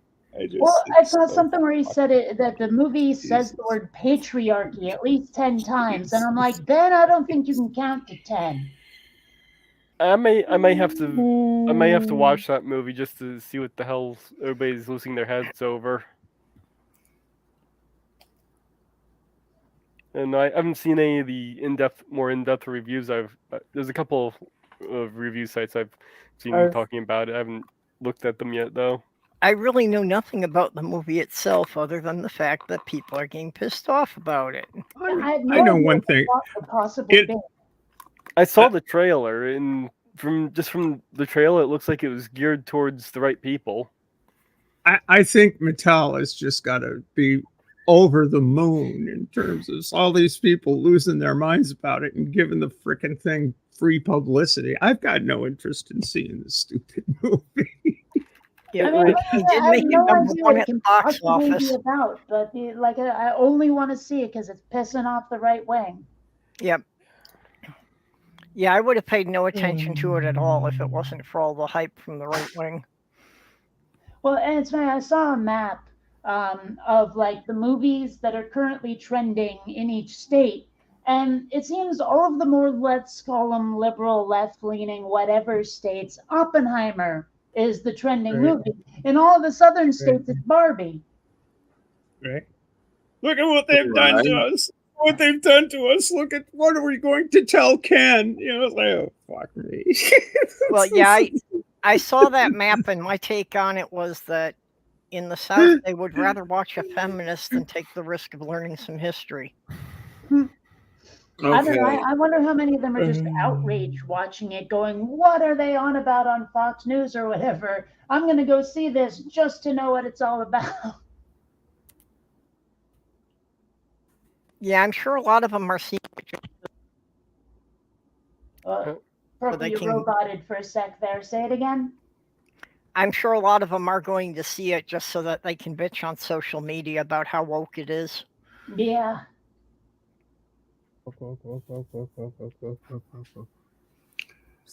I don't know. I may actually have to drag myself out to see Oppenheimer. That sounds like something I wouldn't mind seeing. I don't know. It seems to me like it would just not have nearly enough spaceships for me. Okay, looking at the plot from on Wikipedia on Barbie, it seems she's in literally her own world, and she has to go to the real world Okay. because of some weird affliction she's developed after worrying about her mortality. So she's a Barbie girl, not in a Barbie world. Well, she is at the beginning. Well, and you then- know what I'm saying, dude. Yeah. So For she those has of to us deal of a with the certain age, So she has Sorry, to go deal ahead. with the concept of being in a world that isn't centered around her. Yeah, basically, it seems. Sounds like a lot of people I know. for I those saw of us like of a a certain meme. age, I would refer to Frank Zappa's little tune, Frank Zappa and the Mothers of Invention, Plastic People. I saw like a meme where someone had bought the Barbie's camper van and the Barbie science like lab kit, and they're like going, yeah, okay, so this is Barbie's Breaking Bad starter. Uh-huh. You know. First damn thing I thought of. I like it. Yeah, Barbie and Ken start up a meth lab in the camp. Mm-hmm. I would definitely watch that movie. Okay, so she's living in Barbie land, and during a dance party, Barbie is suddenly stricken with worries about mortality. The next day, she finds she can no longer complete her usual routine and discovers her feet have gone flat, and she has cellulite. Weird Barbie, a wise but disfigured outcast, tells her that to cure her affliction, she must travel into the real world and to find the child playing with her. Huh. All right. It's a little meta. Okay. I must admit to be at somewhat of a loss to cultural touchstones at this point in time when we have to take up a doll that, when was Barbie introduced? That was a 1959 was the first Barbie. I was gonna say, yeah, and it's like, wait, what the actual fuck?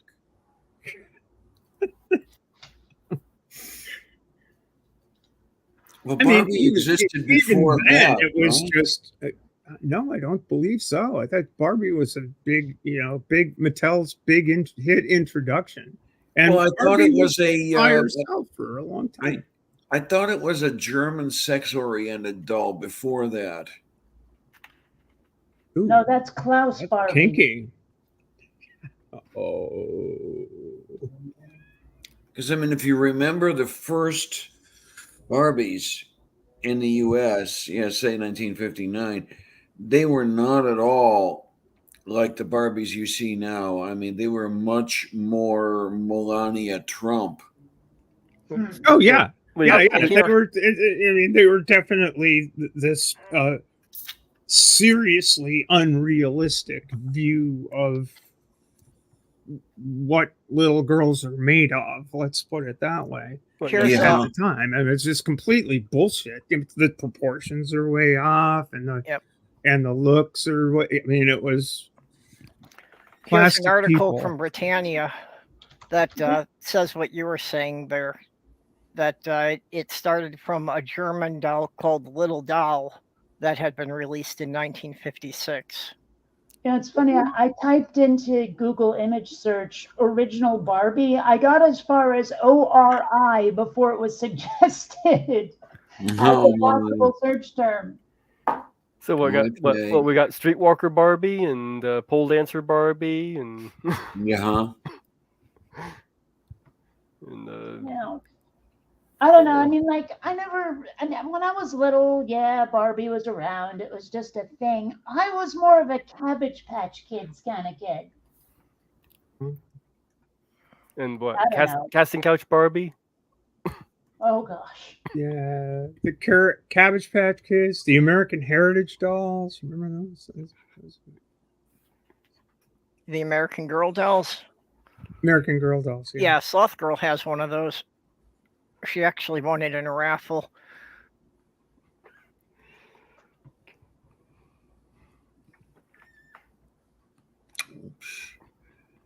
Oh, that's not working. Oh, man. Honestly, if this is really the original Barbie, kind of looks like a psychotic Donna Reed. Yeah. Yeah, I think that is the original.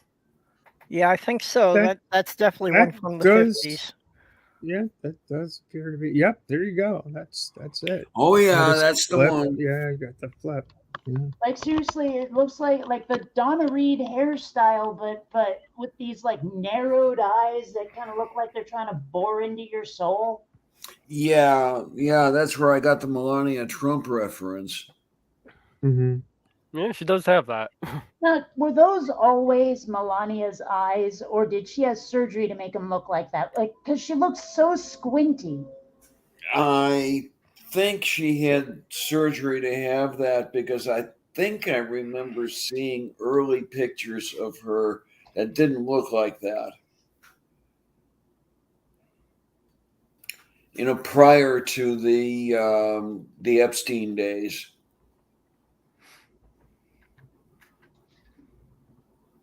Oh yeah, okay. I see like a before picture. Mm-hmm. Very different. And those eyes are definitely not as squinty. Yeah. Although I wonder if she would look as squinty without all that eye makeup, because she slathers that on so hard. I don't understand what people see in that look, but Yeah. that's No, just me. I Or never like found her the attractive physically. Just or like the eyeshadow that's that weird sort of aqua green color that goes clear up to the eyebrows. What the hell is that about?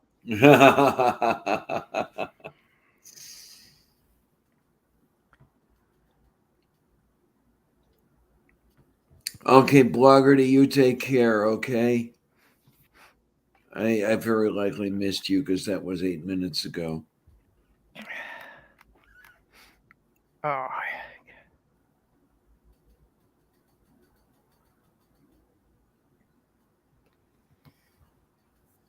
Oh, yoy.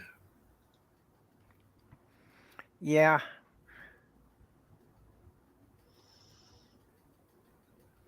Of course, I mean, I hate to bring it up because it sounds kind of horrible, but Ivanka Trump, we've all seen her before picture, before she had plastic surgery.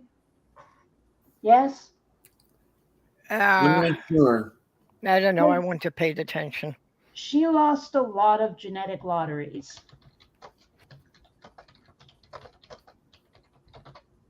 Let me see if I can. Yeah, here we go. You mean she got her looks from her father? Well, have a look. This is Oh my, before I and see what you're after. saying.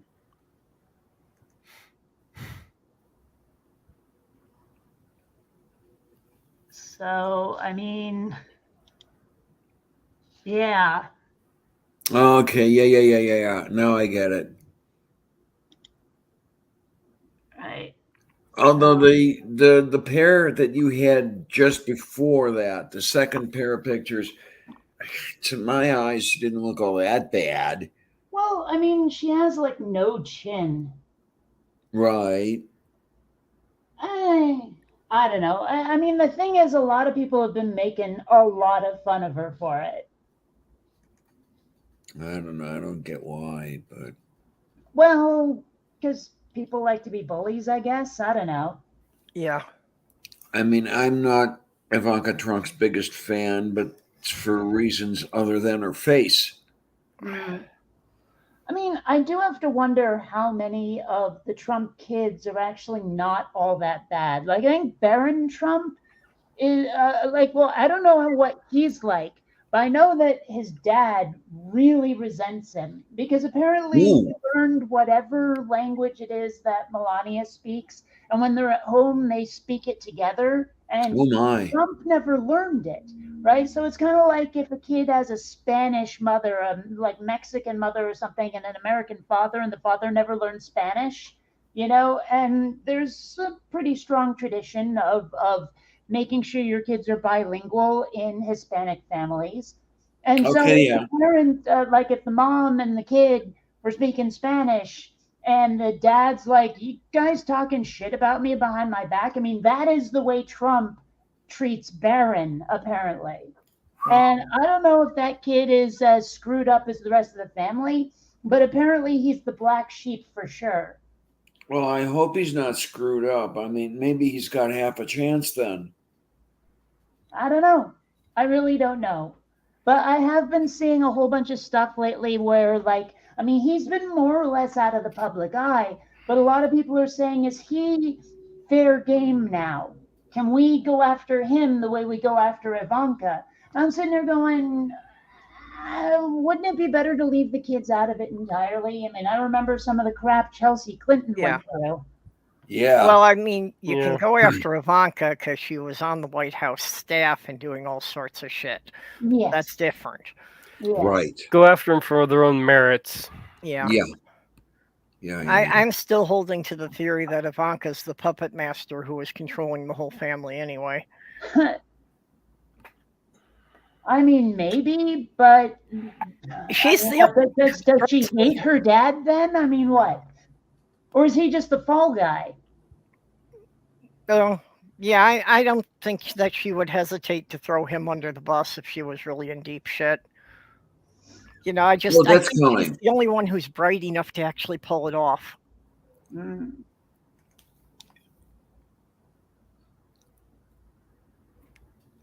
Yeah, that's Well, what we should really be going after. I mean, let's go after Trump too, but let's go after Well, Ivanka. you know, what was one of Trump's first things in office was to get Ivanka's company like 20 patents in China. Yes. well, I'm still a little disturbed about how attracted to her he is. Yeah. As I understand it, some of his advisors actually had to remind him that she's his daughter. Yeah, I heard some things leaked about that some of his advisors said he talked openly about wanting to do things with her. It's just, I mean, how screwed up is he? I've heard about some of his childhood. Like, I read about Trump's childhood, how his dad was a complete brat and his mom just basically ignored him. And he was like the head bully of his military school where they sent him or something. It's just like even if there's a chance that Donald Trump was going to be, I hate to use the word normal, but let's call it stable and healthy, his parents ensured that it was never going to happen. Right. Right. Maybe that's the reason why they are having trouble with this Barbie movie. Apparently, the Kens become bad guys. Yeah, that is part of it. There's a lot of like Barbie is anti-man going around. Yeah, I was Woohoo. hearing that. Ken learns about the patriarchal system and feels important and accepted it for the first time. Returns to Barbie Land and he persuades the other Kens into taking over. And the Barbies are subjugated into submissive roles.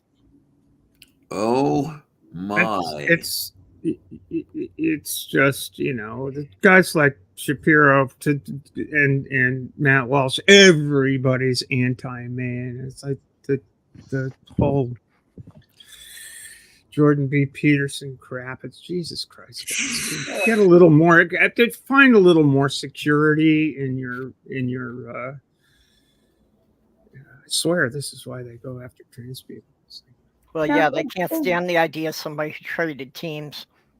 Is find some more security in your own identity and stop bashing everybody else who are perfectly good. Thought about it a lot. You know, everything's good. Come to terms with it. It's all great. But you motherfuckers just keep going and going and going and going. It's seriously, is Jordan Peterson insane? Or is he just like, I mean, because every time I see him start crying on camera, I'm like, what is this guy's deal? He's crazy like a fox. It's got to admit, there's an awful lot of money in it. I guess, but I mean, like, are those tears real? And if they are real, how sensitive is this guy? I mean, I hate to use the term snowflake, but my gosh.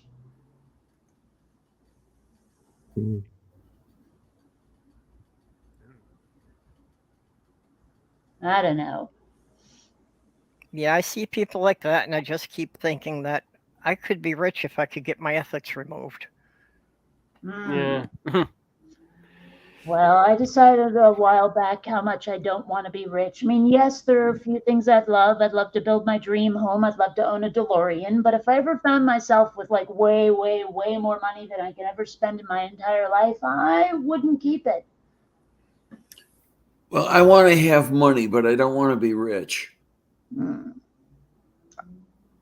Well, I mean, honestly, I wouldn't mind getting rich. I just would never stay rich.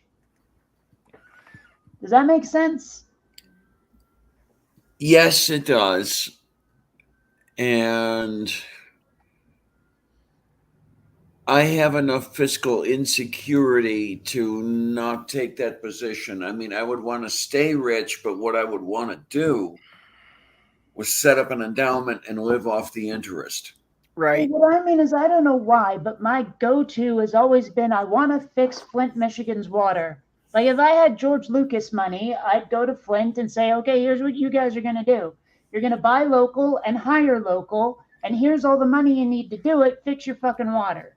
I don't know why that's my go-to. I mean, it could be any place that's screwed up, but for some reason, like if I ever ended up super, super rich, I wouldn't keep it. I'd try to help people with it. Yep. Too much. I don't know. Like I know people can say, well, is it really altruism if it makes you feel good? But I'm sorry, I'll just say Yeah, it is. I have developed a taste for Of course it is. altruism. I enjoy like making people's lives better.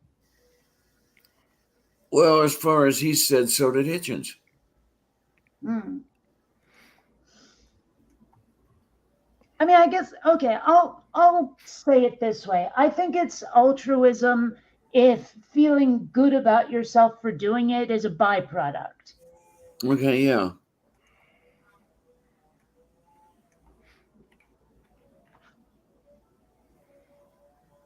I don't know. I mean, I have really no idea if I'll ever be in that position unless some of my projects really take off. I don't see myself ending up that kind of rich. So it's all academic anyway, but still. Yeah. If you people in the audience are listening, just throw me some cash over my Patreon, and I'll become that kind of altruist. There you go. Yeah, the only way it could happen for me is if my novel becomes a bestseller, and for that to happen, I have to finish it at some point. Mm. That's usually part of the project. Yeah. Well, honestly, if I'd known how much work it was going to be to make my Quinn Redshift animation, I'm not sure I ever would have like even started. And now having done it and sort of moving on to other projects, I mean, I'm trying really hard to not give in to effort shock. But I'm pretty close to starting a video game, and I'm half tempted to really get going on the Quinn Redshift graphic novel that's meant to continue the story. I'm not sure which one will end up winning my attention, but it's not like I'm sitting idle now that I've completed the really big project I took on. Well, that's good to hear. Yeah. Great. Of course, there's also a lot of Good. video games to be played.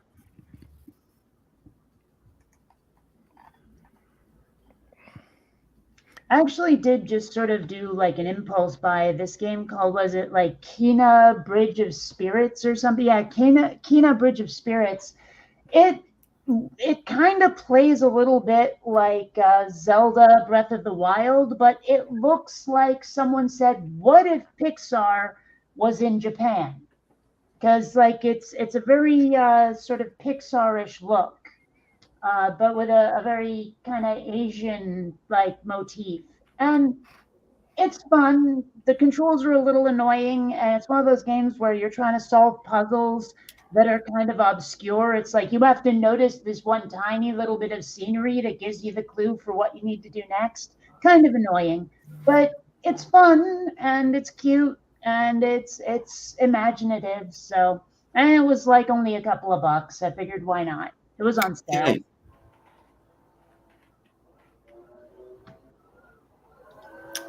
Reasonable. Okay. Cool.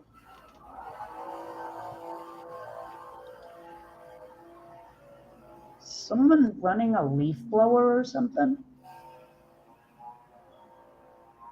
Somebody's mowing the lawn or something. Yeah, I was wondering whose background that was. Over here, somebody's mowing the lawn. Ah, there you go. Well, I was close with leaf blower.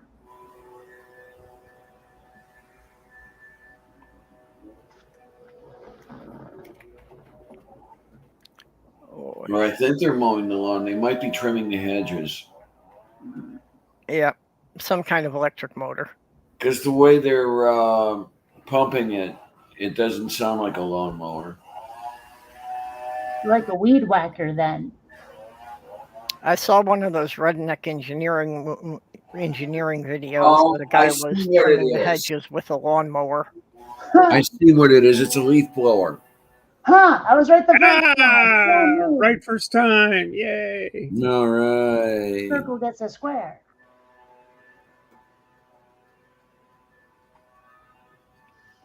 Yeah, it's the guy next door. I haven't met the neighbors yet.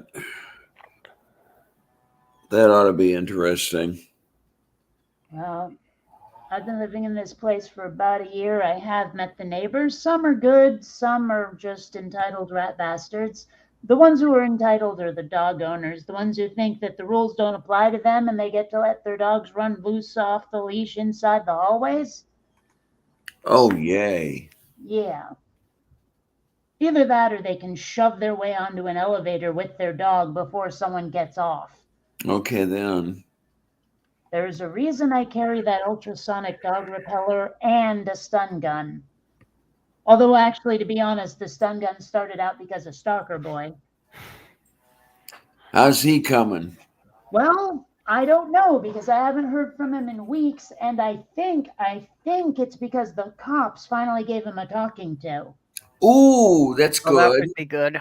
See, a friend of mine managed to track down his actual physical location, not his address, but the city where he lives.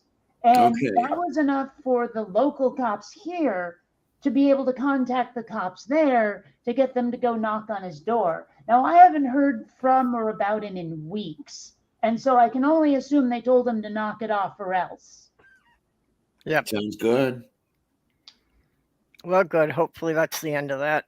Now, by the same token, I haven't mentioned him on Twitter. I haven't said on Twitter that I haven't heard from Stalker Boy in ages. And mentioning him at all was usually what would set him off. So I've been like, I kept silent for a very long time until he announced that he wanted to move to Vermont. At that point, I felt I had to start doing something. Yep. Mhm. Yeah. And so anytime I would say, like, oh, it's been a while since I've heard from Stalker Boy, I'd get another email from him. And finally, when I got, his physical location somewhere in California, yeah, the cops, I think, knocked on his door finally. So that's good. Yay. So I don't really need the stun gun, except for those stupid dogs, because of the stupid neighbors who are so stupidly entitled that they think the rules don't apply to their stupid selves. But The here's question thing, is, do you actually. use the gun on the dog or the neighbor? Yes. But here's the thing. It turns out that the condo board, the association, has actually been wanting to crack down on dog owners. And so I've actually become the catalyst to get them moving on that. So in like a month or two, they're going to be putting out some very, very strict guidelines on what you can and can't do with your dog, including penalties for not obeying. And here's something I didn't know you could do. Apparently, they'll be taking DNA samples from the dogs. So if, as has happened, you find like pee stains or actual dookies somewhere in the building, they can find out whose dog did it. Ooh. Yeah.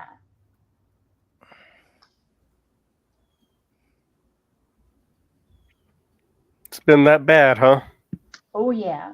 Oh, I have photos of pee stains. I have photos of actual poop, everything. Like, and I sent them all to the board.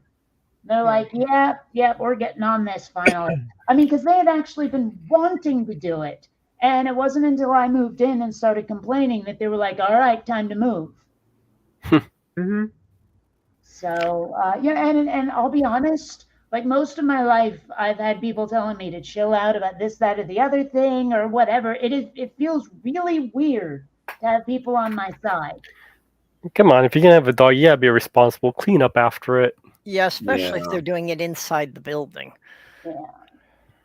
But I mean, I don't know. Maybe it's just a neurodivergent thing or whatever. But usually it was the entire rest of the world against Kate. Now, like I say, having people on my side, I was ready to have a big argument with the board, and it turns out no, I'm actually the one wearing the white hat in this story. I think that's good. Yeah.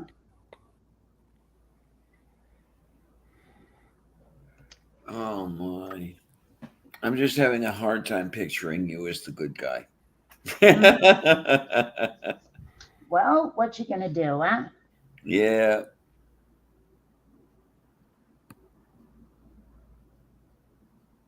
Oh my.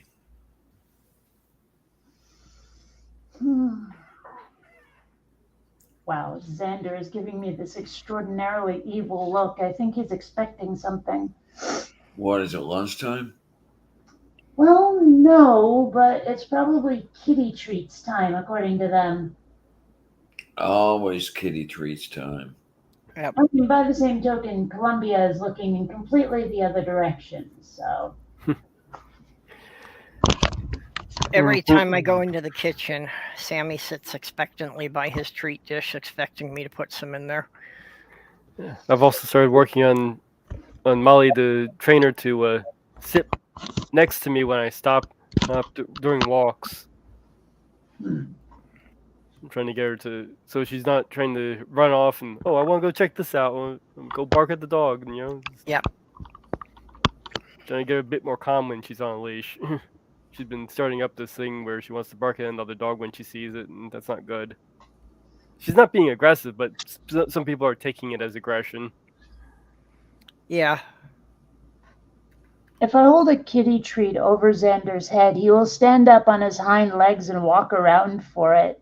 I did not train him to do that. He did it himself. It's actually very cute. He's just saying, gimme. Also, if I toss a kitty treat to him, he will often catch it out of the air with his mouth. From pretty far away, too. He's like a little ninja kitty. Though I think I may have discovered another command that she learned when she was with her old family. I said, back off, and she did.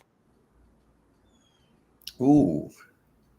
I was trying to do some exercises, and she was like, coming up to me, and I didn't want to accidentally knee her in the face. And I said, back off, and she backed away. Hey, Andrew. Andrew, hi.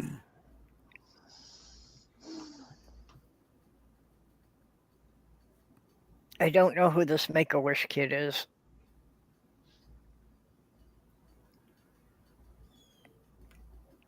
I'm trying to think. I'm not sure. The name is bold, so I think Make-A-Wish has a wrench. Nope. No wrench. Nope, no wrench. No wrench. It's a grayed out name, so there's no wrench there. Oh, hey, Carol. Oh, okay. Carol, hello. Yeah, Make-A-Wish was talking about Kate because she was complaining about her neighbor's dogs. Well, honestly, if me complaining about your dogs makes you move, I call that a win. Yeah.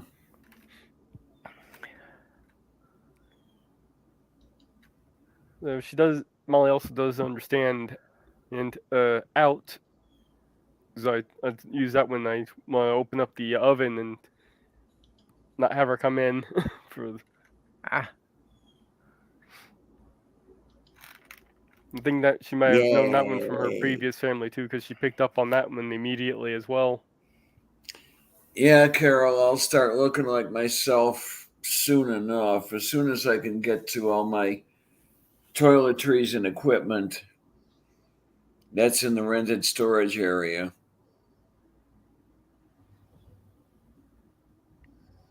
Well, Molly's the good puppy. Kate was also just talking about her neighbor's dogs who were doing nasty things inside the building. Yeah, Molly's my pupper. And the Karens who own these dogs who feel entitled to flout the rules.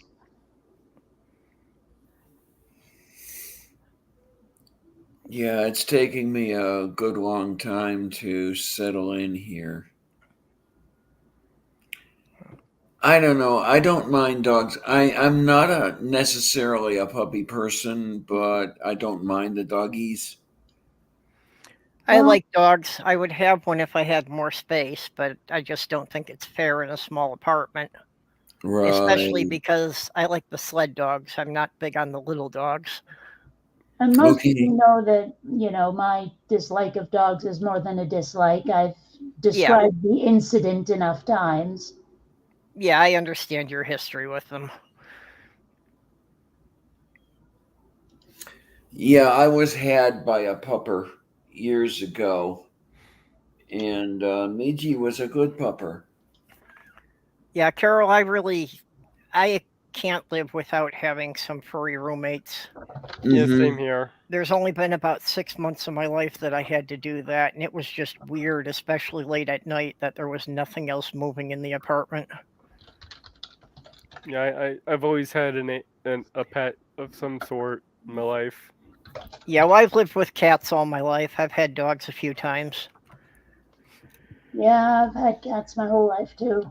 Yeah, apparently when I was first born, my parents had a dog named Coco, and they got rid of him because he snapped at my face. Oops. Oh, Now, ever since Jezebel, I've not been without a kitty around. So that's what. Oh, Christ, I was married when we had Jezebel, so that was yeah. quite a while ago. Well, the last dog I had was a Chow. Actually, I think she was a Chow Spitz mix, but she was raised by 2 cats. So basically, we didn't so much have a dog as we had a 60-pound cat that barked at the mailman.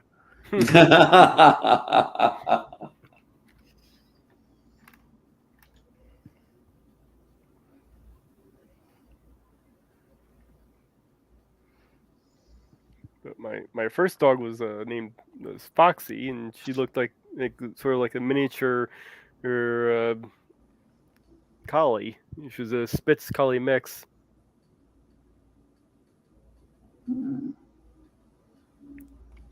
In fact, when I first saw her, she was sitting in a chair here with a very much looking like the way Molly was looking like in this chair right now. When I first brought her home. There's a picture of her and me sitting in the chair together. Okay. Wow, that's weird. I typed in lab into Google, and I have to go down, like, let's see,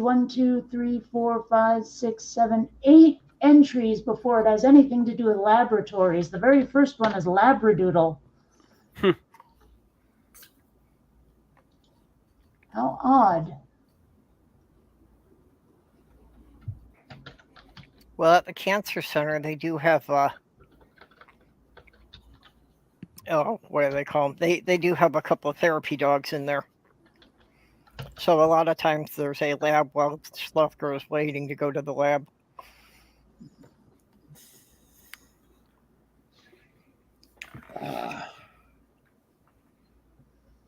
Fingers are cramping again.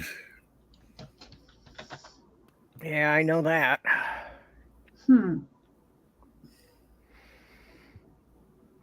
Well, I got curious, and it seems that someone did indeed breed a Shih Tzu with a bulldog to make a bullshit. Oddly enough, it sort of looks like a beagle with a pituitary problem. Okay, then. Oh, well, whatever. Well, somebody had to do it. And Carol's asking about our ages.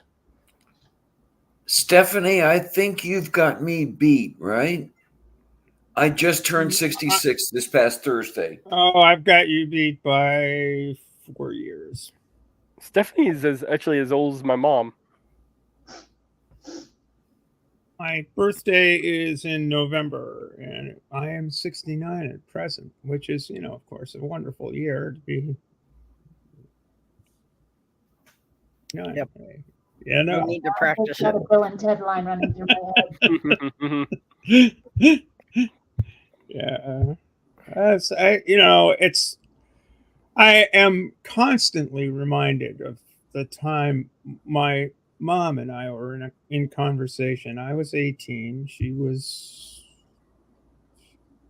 born I was born when she was 40. So whatever. So I was 18. She was around 60, right? And I would, for whatever reason, the topic of age came up. And she said, "You know, when I look in the mirror, I see an 18-year-old guy," to which I respond, 18-year-old girl, to which I responded, "So do I." So you would have remembered the time when they had girls wearing paper dresses. Oh, yeah. It's kind of weird. All kinds of things that were weird. Uh,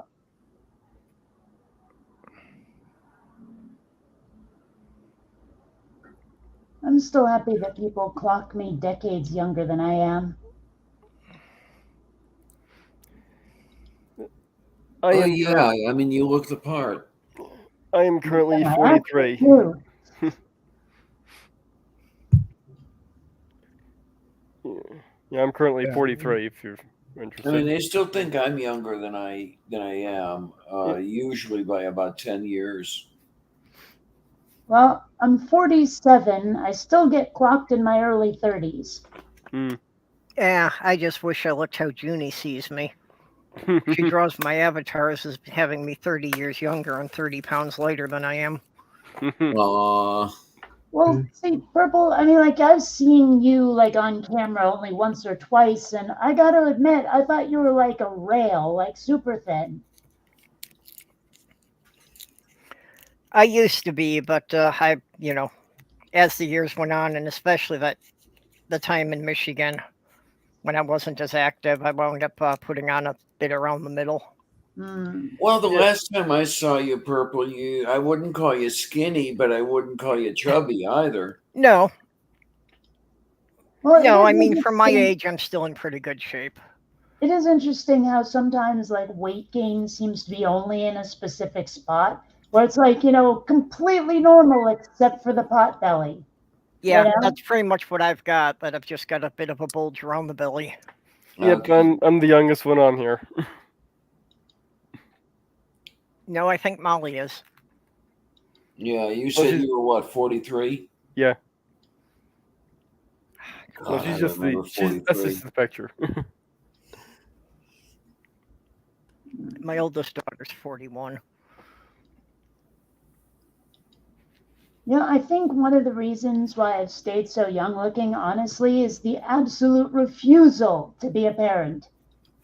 I would make a lousy parent, and I know I would. I don't think that any kid should be raised by my dumb ass. So, kids, I think kids age a person. Yeah, they do. Oh yeah. I Well, a never lot of intended to people. be a parent. It just kept happening to me that I would meet people and their kids would get attached to me, so they'd decide to keep me around. Mm. That's really how 3 of my biggest relationships started. A lot of people who knew me would say, "Yeah, you look so young for your age, whatever it was at the time," and I would always answer with, "Yeah, probably because I never had kids." Although it's funny, one thing I've come to suspect, babies have a tendency, like screaming, crying babies, have a tendency to fall asleep in my arms, and I suspect it's because when I rock a baby to sleep, it's very similar to the way I stim if I need to, like autistically stim. Hmm. Because part of stimming is just it feels good, it's comforting. And, Yeah, if you're doing that with a screaming baby, they'll probably feel comforted. that makes sense. Yeah. Although actually it's kind of funny, like the best way I can describe my stimming technique is it's hang time is what it is. Like I'll go up to the rather tall counter in my kitchen and I'll push off of it and then let myself fall back into it. And for some reason that feels really good. But once I was on a road trip with some friends and I would let the car sort of sit there at the crest of the hill a little bit, like not out of motion. It would just be ever so slightly slowed down before inertia would take us over the hill. And to me, I thought it felt good, but all of my passengers were like, "This is making us car sick, Kate. Knock it off." So I don't know. It's weird thinking about it, using a whole car to stim.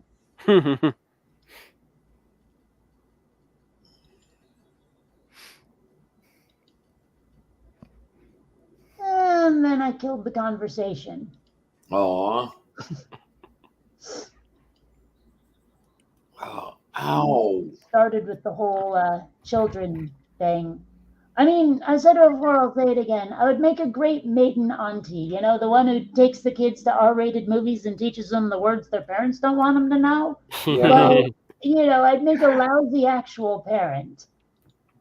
Well, I've always said that not having kids was the best decision I ever made in a life full of bad decisions. And I said, this just what you said. I mean, I would pity the kid who had me as a parent. And it almost happened, too. Yeah? Yeah, back in 85. The fetus didn't make it. Oh.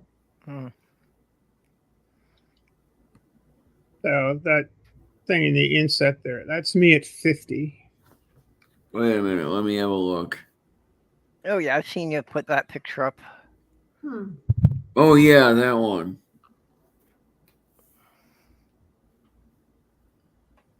Yeah, I remember. Youth.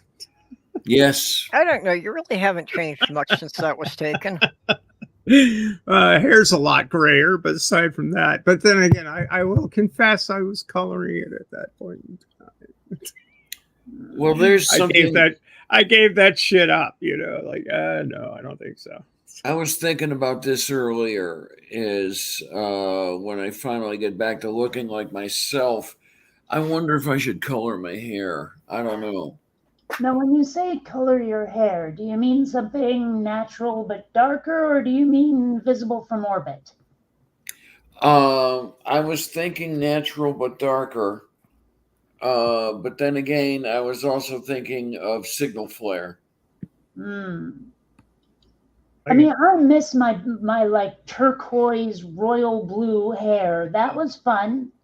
Bright ass orange, like traffic cone orange hair. Again, fun. Mm-hmm. Yeah. But the bleaching process destroys my hair. I've actually bleached my hair to color it and ended up like, you know, from at the shoulders to almost at the ears because of it. Okay, Yeah. then. Well, I've There's- thought about coloring my hair, but I don't think it would take it. Mine's so fine and brittle to begin with. I think coloring it would just destroy it and it'll all break off. Yeah.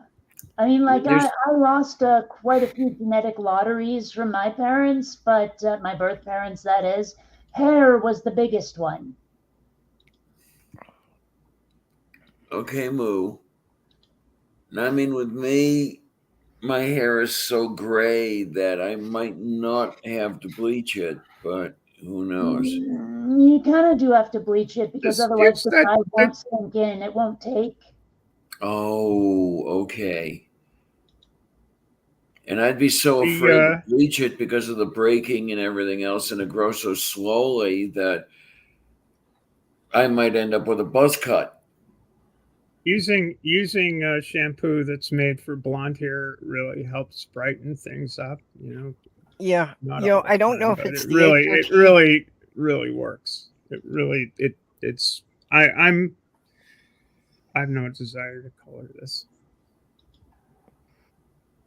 I don't know if it's the HRT or if it's this shampoo that Kitty told me about or what, but after almost 20 years, my hair has finally started to grow a bit again. It's getting a bit longer. Now, oh, really? I tried the shampoo that Kitty talked about, and honestly, I do better with the over-the-counter stuff.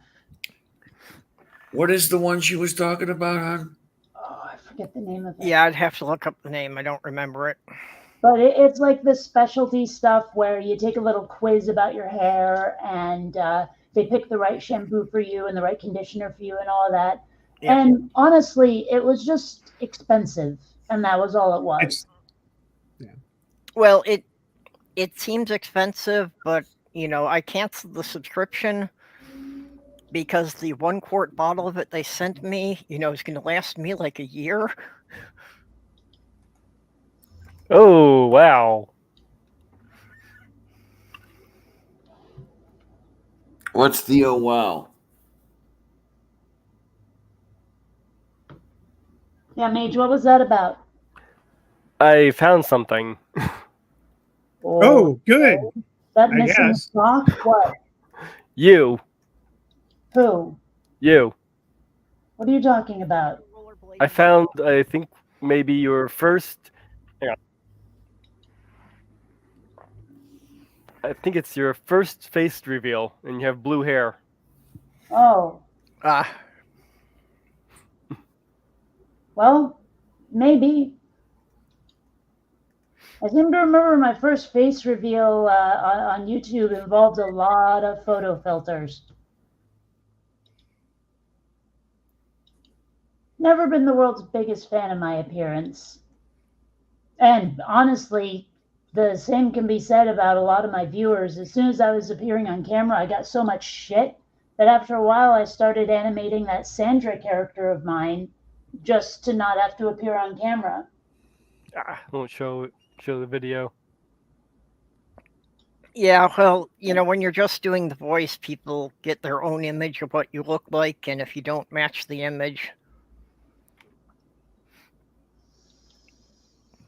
Yeah, well, I don't know. I'm just as happy to not be making YouTube videos anymore. It got to be quite a strain. I won't argue with you there. And Yeah. I didn't do it as long as you did. 13 frickin' years. yeah, that's why I never got into the serious stuff, and I wasn't going to do reply videos. Yeah. You look really pasty though in this thing. I was living in Seattle. You know, where the sun don't shine.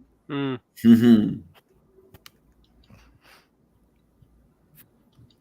Well, in that respect, it sounds like my kind of town. Well, I need sun, honestly. I left specifically because I couldn't handle the constant overcast. Like, there was seriously really no other reason I left. Friday, There I it is. overdid it walking in the sun. Yeah, I'm not proud of that picture there. I'll take it off. All right. Yeah, Friday, I overdid it. I had to go do some errands on the bus, and I did too much walking in the sun. I got myself some heat exhaustion. Took me all day yesterday to recover. Apparently, you were auditioning for something in this. Oh, God, that sounds familiar. Oh, that's right. That was the reason I started appearing on camera. Is I auditioned for something, and then a bunch of people found it because it wasn't on YouTube. And then a bunch of people found it, and I was like, well, fuck it. I guess I might as well just start appearing on camera. God, I wish I could remember what that was. Something about the channel is Help Flow Miami. So, Yeah, okay. I do remember being in Miami. That was so long ago, though.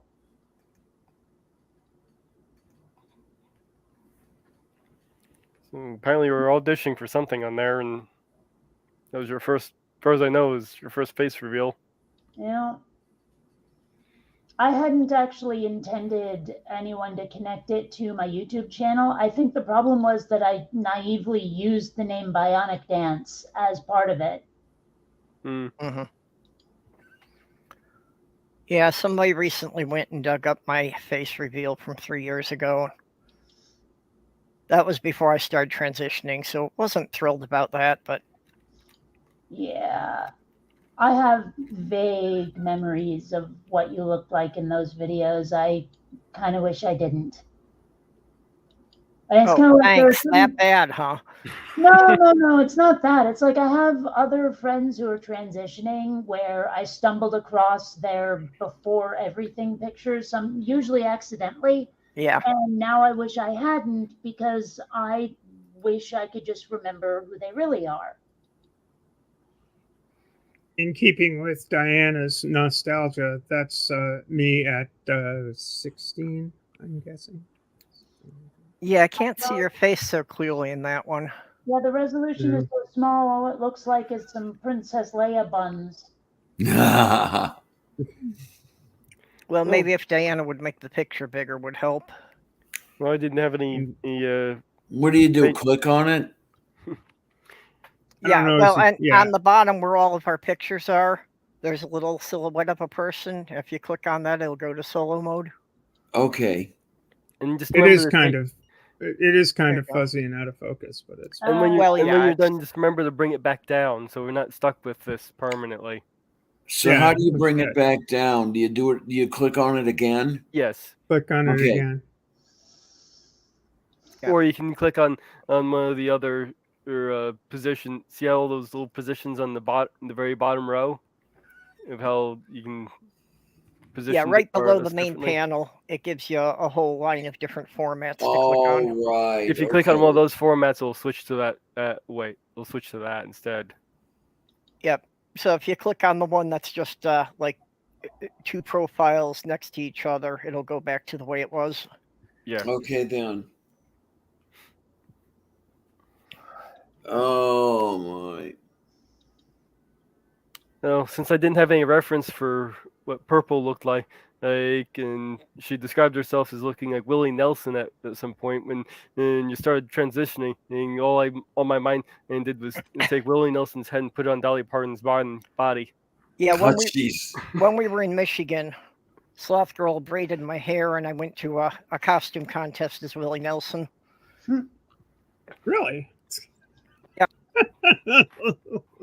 And I was definitely the crowd favorite at the bar. The award went to the Oh, judge's nice. cousin because it was a small town, but Yeah, well, that's the way that goes. Speaking of which, okay, only in the last day or two have I been seeing this whole thing about in a small town or try that in a small town, some country song or something. What the hell's going on with that? Does anyone know the full story? I don't know the full story, but from what I understand, it's a pretty racist piece. No The idea. weird thing is I got differing impressions where some people were saying like that the song wasn't racist, other people were saying it was. Some people were saying that like they could warp it to make it sound racist. I honestly could not tell what was really going on. I'm not sure which song you're speaking of, and I can think of 3 or 4 that kind of fit that theme. Well, I mean, specifically, it was like something about try that in a small town or something. I don't know. Yeah. It just, well, I mean, we were talking like an hour or 3 ago about how Blue Sky is sort of like a lot of people will jump on this bandwagon of some new pop culture meme or something. And like I only catch the periphery of it, like the aftermath of it, where everyone is jumping on the bandwagon, and I completely miss the origin of whatever the hell it is. And I suppose I could have Googled it, but honestly, there was so much like brouhaha about it that I'm not sure I wanted to, but Yeah. small town just came up, it brought it to mind, so whatever.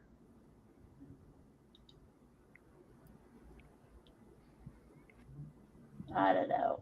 Well, Sloth Girl and I have decided that the theme song for the place we lived in Michigan is Nobody Gets Off in This Town. It's basically about how everybody who can manage to leaves town and nobody ever moves in. See, I was seeing a couple of different ways to interpret that, and clearly the X-rated one was wrong. Oh my. Yeah, no, there was no fun stuff going on. That was part of the problem there, is that I couldn't even risk dating there. Even if I appeared to be straight, it didn't matter because it's like anything I did, my family heard about before I even got home. Yeah, my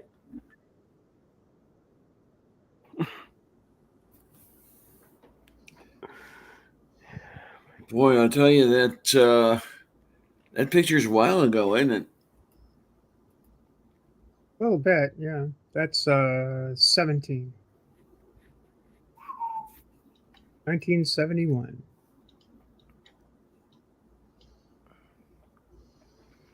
I was Yeah. going to say early in the transition, but no, you hadn't started transitioning yet, had you?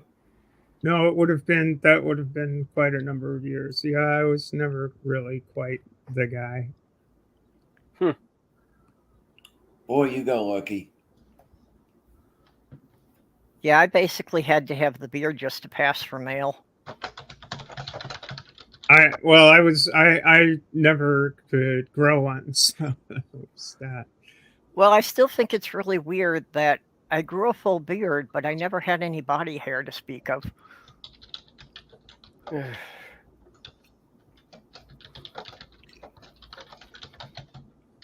The MSB was jealous of me because it would take him like 6 months to get what I could grow on my face in 3 days.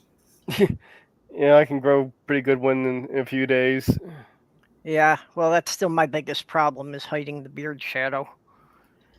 Because for me, it's I'll shave in the morning, and by dinner time, you can see the shadow.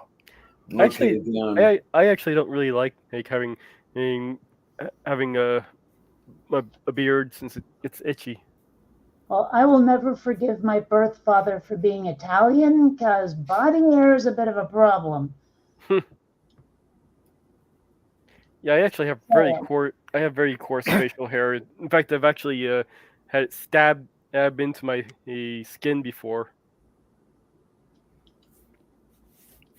Yeah, well, that's the problem is I got my mom's Nordic skin tone, and I got my dad's Eastern European facial hair. Wow. That's a combination.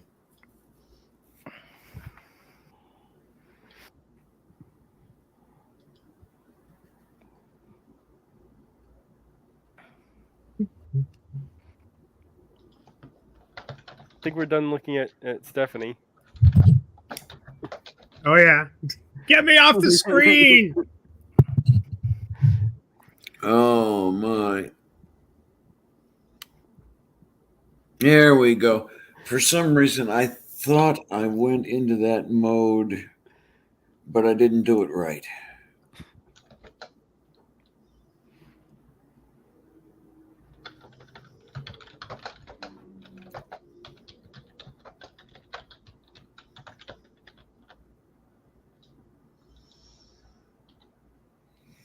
One good thing is the HRT did wonders for my body hair. I wish it would have done as much for my facial hair. It doesn't Yeah. work that way. Well, that's what I'm finding too. I didn't have a lot of body hair to start with, but it doesn't really seem to grow back very much at all now. I was It most does of the work way. that way. Say again. It does work that way. Okay. Yeah, I shave I my don't know legs and I'm why. good for at least a week. Yeah, I was most of the way to Robin Williams before HRT as far as the body hair was concerned. But these days, I haven't had to take a razor to myself for a long time, except for the face. I will say that home laser electrolysis kits have done wonders for the old leggies. I mean, I realize a lot of people here don't go looking forward to swimsuit season, but I still do. And, you know, it helps to not have to mow every couple of days. Uh-huh. Yeah, well, I would like to go Good swimming, point. but I don't think I can find a suit that would keep things concealed. So, I would really like to do something about that. There's Lake Ronkonkoma within walking distance of here. Isn't it Ronkonkoma? Is it? I think it's Ronkonkoma. Okay. At least I'm pretty sure that's the way I've heard it pronounced. But anyway, go on. Fine with me. But yeah, I haven't done any swimming in a long time, and I'd love to. But I don't know if I still have my suit. I Well, may I have to go right buy in one. Shelburne Bay, so you know there's like 3, maybe 4 beaches within walking distance. Yes, it is 4. yeah, well, we live right by the YMCA. I could easily walk over there. Okay, what the hell is it with public pools and having no diving boards anymore? Oh my god, I'm so pissed off that you cannot find a diving board in this town to go swimming in the wintertime. I think that's liability reasons. Yeah, that would be my Probably. guess. That too many people injure themselves on them. Ugh. I will sign any waiver you put in front of me for use of a diving board, bastards. Yeah, I think Yeah. it's too many people who hit their heads and got concussions. Ugh, like anyone would notice. I remember one pool I used to go to had a 30-foot diving board. That was a shitload of fun. Well, I mean, Yeah. I just remember like my whole childhood, whenever we didn't go to the beach, the whole thing was like a line of kids at the diving board to just get a running start and jump off and then swim to the edge of the pool and get back out and get in line again. It was so much fun. I have the best memories of that. Yeah, well, the public pool where I grew up, that they had the main pool that was the full Olympic length, and then they just had a separate diving pool that was 10 feet deep, and it had regular height diving boards, and then it had one like Diana was saying that was like 30 feet, and that's all you could do was you just dive, you swim to the edge, and you get back in line. Mm-hmm. Yeah, but now all they have are lap pools. There's even one place like I went looking at all the fitness places and the new YMCA because the old YMCA had a fucking diving board, and they're all like there's several of them. The water didn't even go over your head. It's like waist high water. It was so obnoxious. Yeah, well, again, where I grew up, the pool it was a gradual slope that it started at like 3 feet on one end and went to like 5 feet on the other end. No, see, that's what Okay. I remember. I missed that, except it was more than 5 feet. It was closer to like 8.5. But yeah, I missed Yeah. that. Yeah, well, like I say, they had a separate diving pool, so they didn't need it to be that deep. Of course, when I was a kid, I wasn't tall enough to stand up in the 5 foot end without my mouth being underwater, so.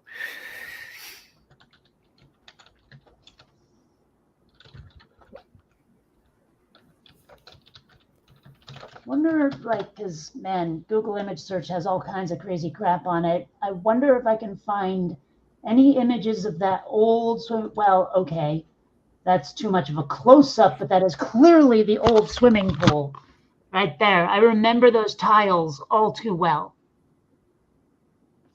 But I don't see any good imagery of the pool itself. That's the shallow end. You don't see the diving board, but still, that's the pool from my childhood, and I loved that pool. Oh well.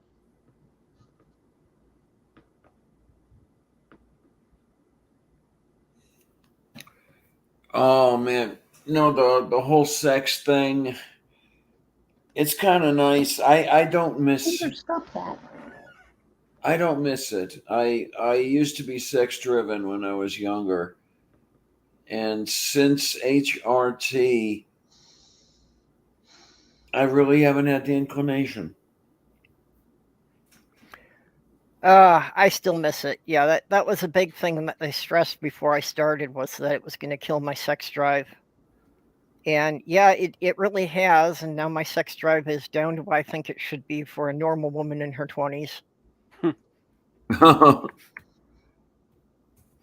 I was pretty hypersexual before.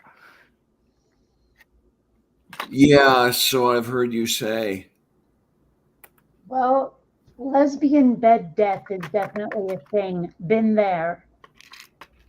So I assume we're all familiar with lesbian bed death. Yep.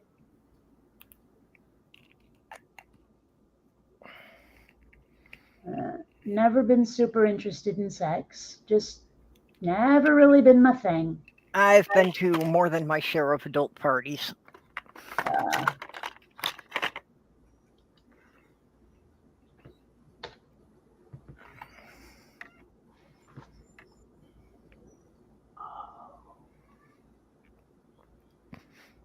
Yeah, Carol, I've honestly never been really good at the romance. That's a bit I have trouble with, but yeah, for me the romance and sex have never really been connected. Well, autism really puts a crimp in the whole romance thing. I mean, I've been told that I've been flirted with and that I flirted back, and I honestly did not notice either one. Yep. Like my longest relationship began when she got me alone and planted one. That's really the only way, that I know someone's into me is if they say it. Yeah, I'm oblivious to people flirting with me. I never catch on until it's too late. I blew my chance with one of the nicest and so out of my league women in the Seattle goth scene ever. I mean, you have no idea how out of my league Ilsa was. And she was flirting with me, and I had no clue. I will kick myself for that to the end of my days. Ugh. I enjoy I a mean, little fun seriously, every now out and of again. my leagues, fucking supermodel, this girl, and I had no idea. And like I say, one of the nicest, kindest people I've ever known, too. Oh, I'm such an idiot. I'd be kicking myself on that too. Yeah, the term that was that I recently discovered is, I think, idle romantic, which is that there's no real connection between sex and romance for me. I can have both separately, but they don't necessarily have to be connected. Okay, no, I was very big on casual sex, but cuddling and kissing was intimate. Mm. There are lots of people I had sex with that I would never kiss. I don't think I could ever have sex without kissing. Right. Yeah, these days, I think Demi would describe me best. I mean, I've got to have that romantic thing going on first. Yeah, I think I might be a bit Demi as well. Yeah, if I'm not Demi, I'm Ace, but it's one or the other. Ace? Asexual. Oh. But I mean, asexual is kind of a misnomer. I've had a friend who absolutely identifies as ace, and he's like, no, it's not that you don't have sex, it's, and then he filled in the blank with something that seemed so contradictory I didn't understand it, but I don't know. It's just not driven whatsoever by the need to copulate. Mm.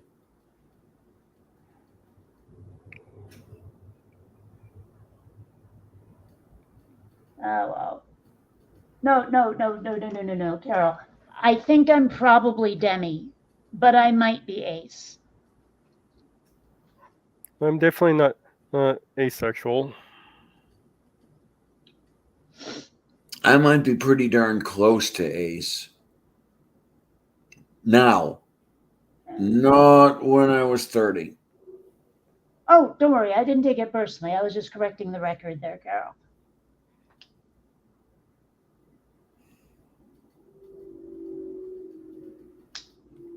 Yeah, I'm not sure I got the term right, but now I can't find it again. It was just something I ran across accidentally, probably in a Twitter string. Yeah, tabaja. Ace of Aces, the worst porn ever.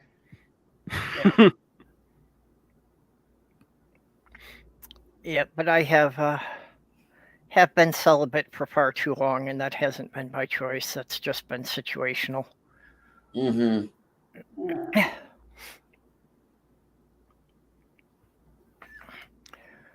Of course, now I have the problem that I'm also lousy at meeting people. I just don't really socialize much. With you there. Like, I want to be extroverted, but I'm absolutely terrible at breaking the ice.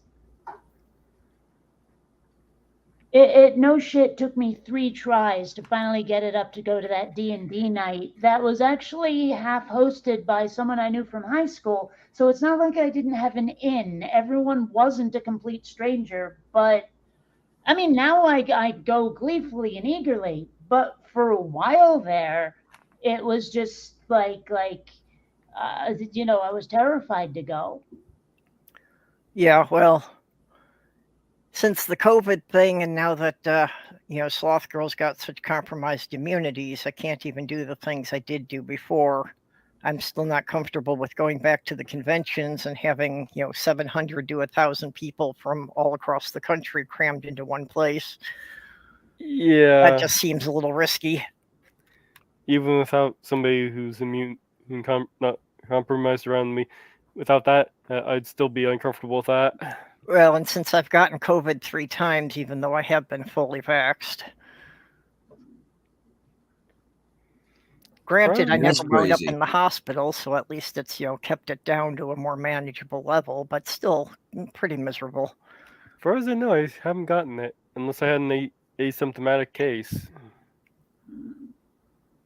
I got COVID. The weird thing is, having COVID felt almost exactly the same as getting the COVID vaccine. No, wait, I take that back. Getting the COVID booster made me as sick as getting COVID.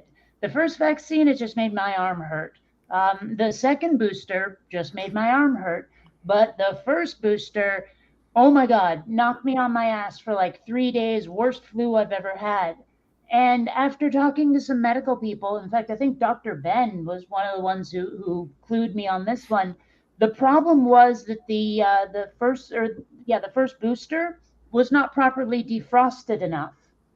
Right? Like the more defrosted your booster, the more mild the side effects.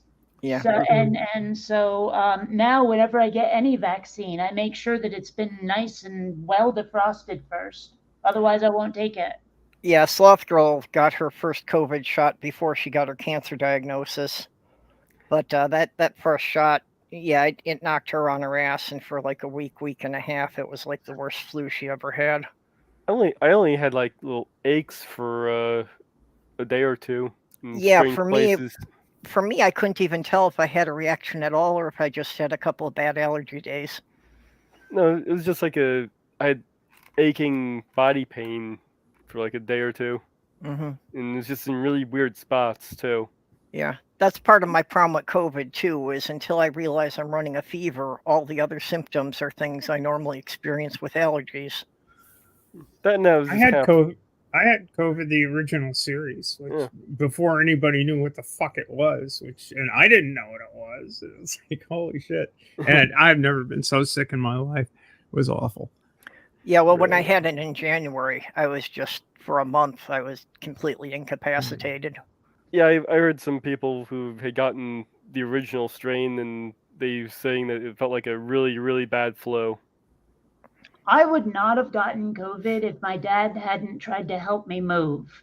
Like I was moving across the country, my dad said, "Hey, why don't I come help you?" And he brought COVID with him. Thanks, Yeah. Dad. Yeah. I'm pretty sure when I got it in January, I'm pretty sure it was Sloth Girl's son who brought it, and he was asymptomatic because he came to spend Yule with us, and it was about a week after that I got the COVID diagnosis.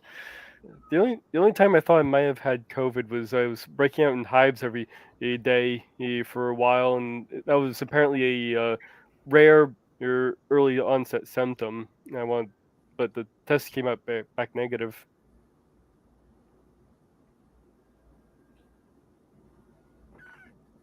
Still don't know what the hell the hives were about though, because they just went away by themselves. Yeah, sounds like that could have been an allergic reaction to something. Not sure what though. I mean, there wasn't really any change otherwise to my environment. Yeah. It's, My first thought would have been telling. a food allergy if you had something you weren't used to having, or maybe even in some cases, it's just if you buy a different brand of something and there's something different in the ingredients.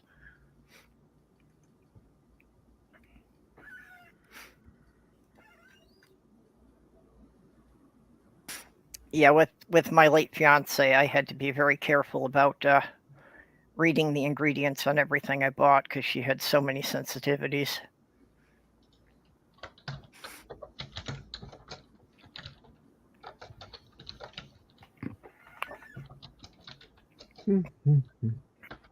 At one point, it was like so bad I was actually sleeping in the bathtub. Oh yeah, I've had that kind of I've had that since I felt like if I moved I'd probably throw up. I just wound up sleeping on the mat in the bathroom. And even in the bathtub, I was using a towel as sort of a pillow, and just the pressure, the towel was actually causing the hives to break out. Oh.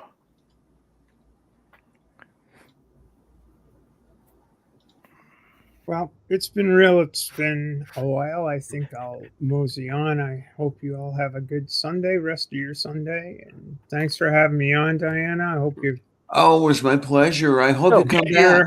Oh, I'll be glad to. before you go, what's your all-time favorite movie? Casablanca. Casablanca. Okay, Mm. that's a good one. I'm actually Why? I'm actually thinking about making like a baby and heading out myself. Yeah, it might be time to close up because I'm starting to fade. Hmm. Well, I'm collecting everybody's favorite movies, and I've been doing a movie night, so I may But come consider. again, Stephanie. Really, it was great Will having do. you. It was a pleasure being here. Take care. And I sure hope you know my favorite movie by now, Mage. Yes, Tron. There we go. All right, I'll catch you evil geniuses later. Bye. Take Later. care, my love. You be good. Yeah, pull a bait and switch on Kate and just play the remake Tron. No. She will hunt you down for that. I will hunt myself.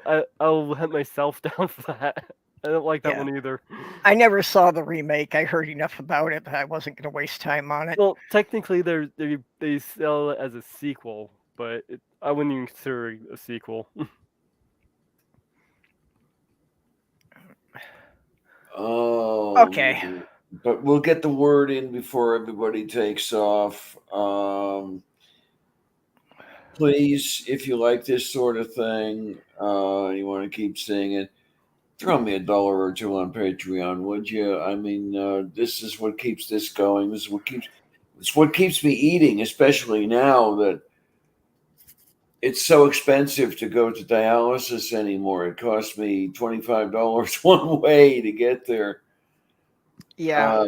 I've got to do something about that. Yeah. Did you get in contact with the county services? Not yet. I've got their number. I've got to get a hold of them tomorrow.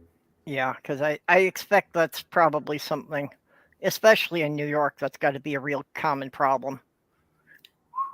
Because the number of people who live there that don't own cars is higher than it is in most other big cities.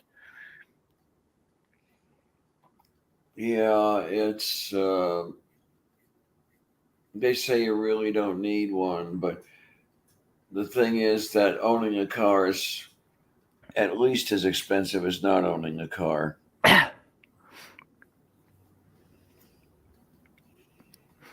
Oh, boy. I want to get my legs back into shape so I can get back on my bicycle. Yeah. Yeah, I was thinking of a regular bicycle, but considering I knew that my endurance wasn't what it used to be, and considering how I did myself in Friday, just from walking too far, I don't know if I could handle the bicycle anymore. Yeah, that's my problem. I can't walk 500 feet without having to stop and take a rest. Yeah. Well, I still managed a couple of sprints that were about 3/4 of a mile. I did okay as long as I got back in the air conditioning right after that. Okay. But then coming home, I saw the bus go by. I just literally just missed it. So I tried to walk up to the transfer point of where the bus routes intersected, which I didn't realize quite how far it was. It wound up being 1.5 miles. Okay. And I was by the end of that feeling like I might not make it. It was just too much. And so I got heat exhaustion and got myself kind of dehydrated because I only had one water bottle with me for the day.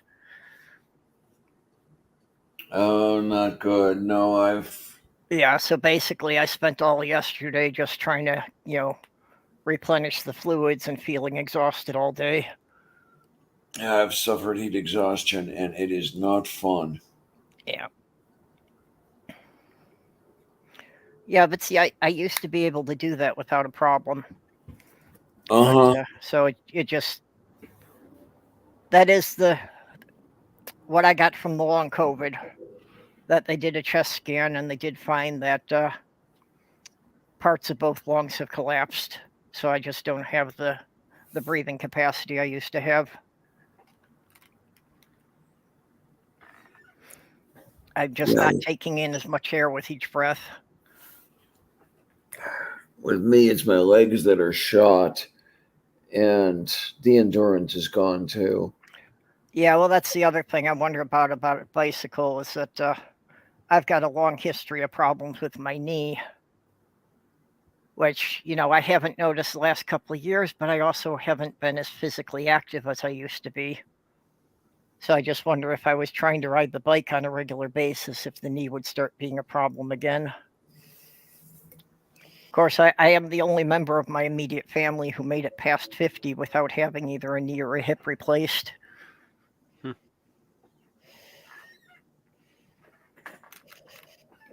I'm gonna have to lie down because the Okay. I've been supporting my neck too long. All right. Well, just remember to end the stream. Yep. Yeah, definitely. I don't want to go 13 hours or whatever it is the way I did the one time. Well, you could follow Stool's example and just put up a picture of a vegetable. Yeah, we could do that. Stool still denies the 9-hour potato stream ever happened. You I don't know if he actually doesn't remember it or if he's just denying it. Hard to never say can with tell Stool. with Stool. Yeah. Of course, But- Australian Jen had that one that while she was driving, her cat activated the stream.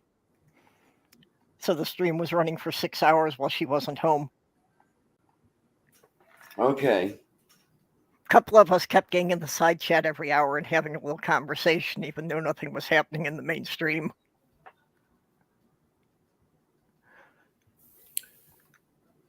But ladies, gentlemen, and everyone in between, yeah, I think it's about time to well, it's been 3 hours. I think it's about time to bring this to a close. And I want to thank everybody for being here. I want to thank everybody who's here. I want to thank everybody who's not here. And I really appreciate you guys. I really do. You keep me going, and I hate you for it. But I hope I'll see you again next time, which count on Sunday, maybe Wednesday. We'll see what happens. If it's Wednesday, it'll have to be after yours, Purple, which we can arrange. Yeah, well, mine starts at 2, which is actually 3 your time. Yeah. And generally running 2 to 3 hours. I'm not running them as long as I used to either. And So if you did one after the dinner hour, there wouldn't be any conflict. there we go. There we go. So to one and all, thanks a lot, troops. See you on the other side. Till next time. Bye-bye. Later.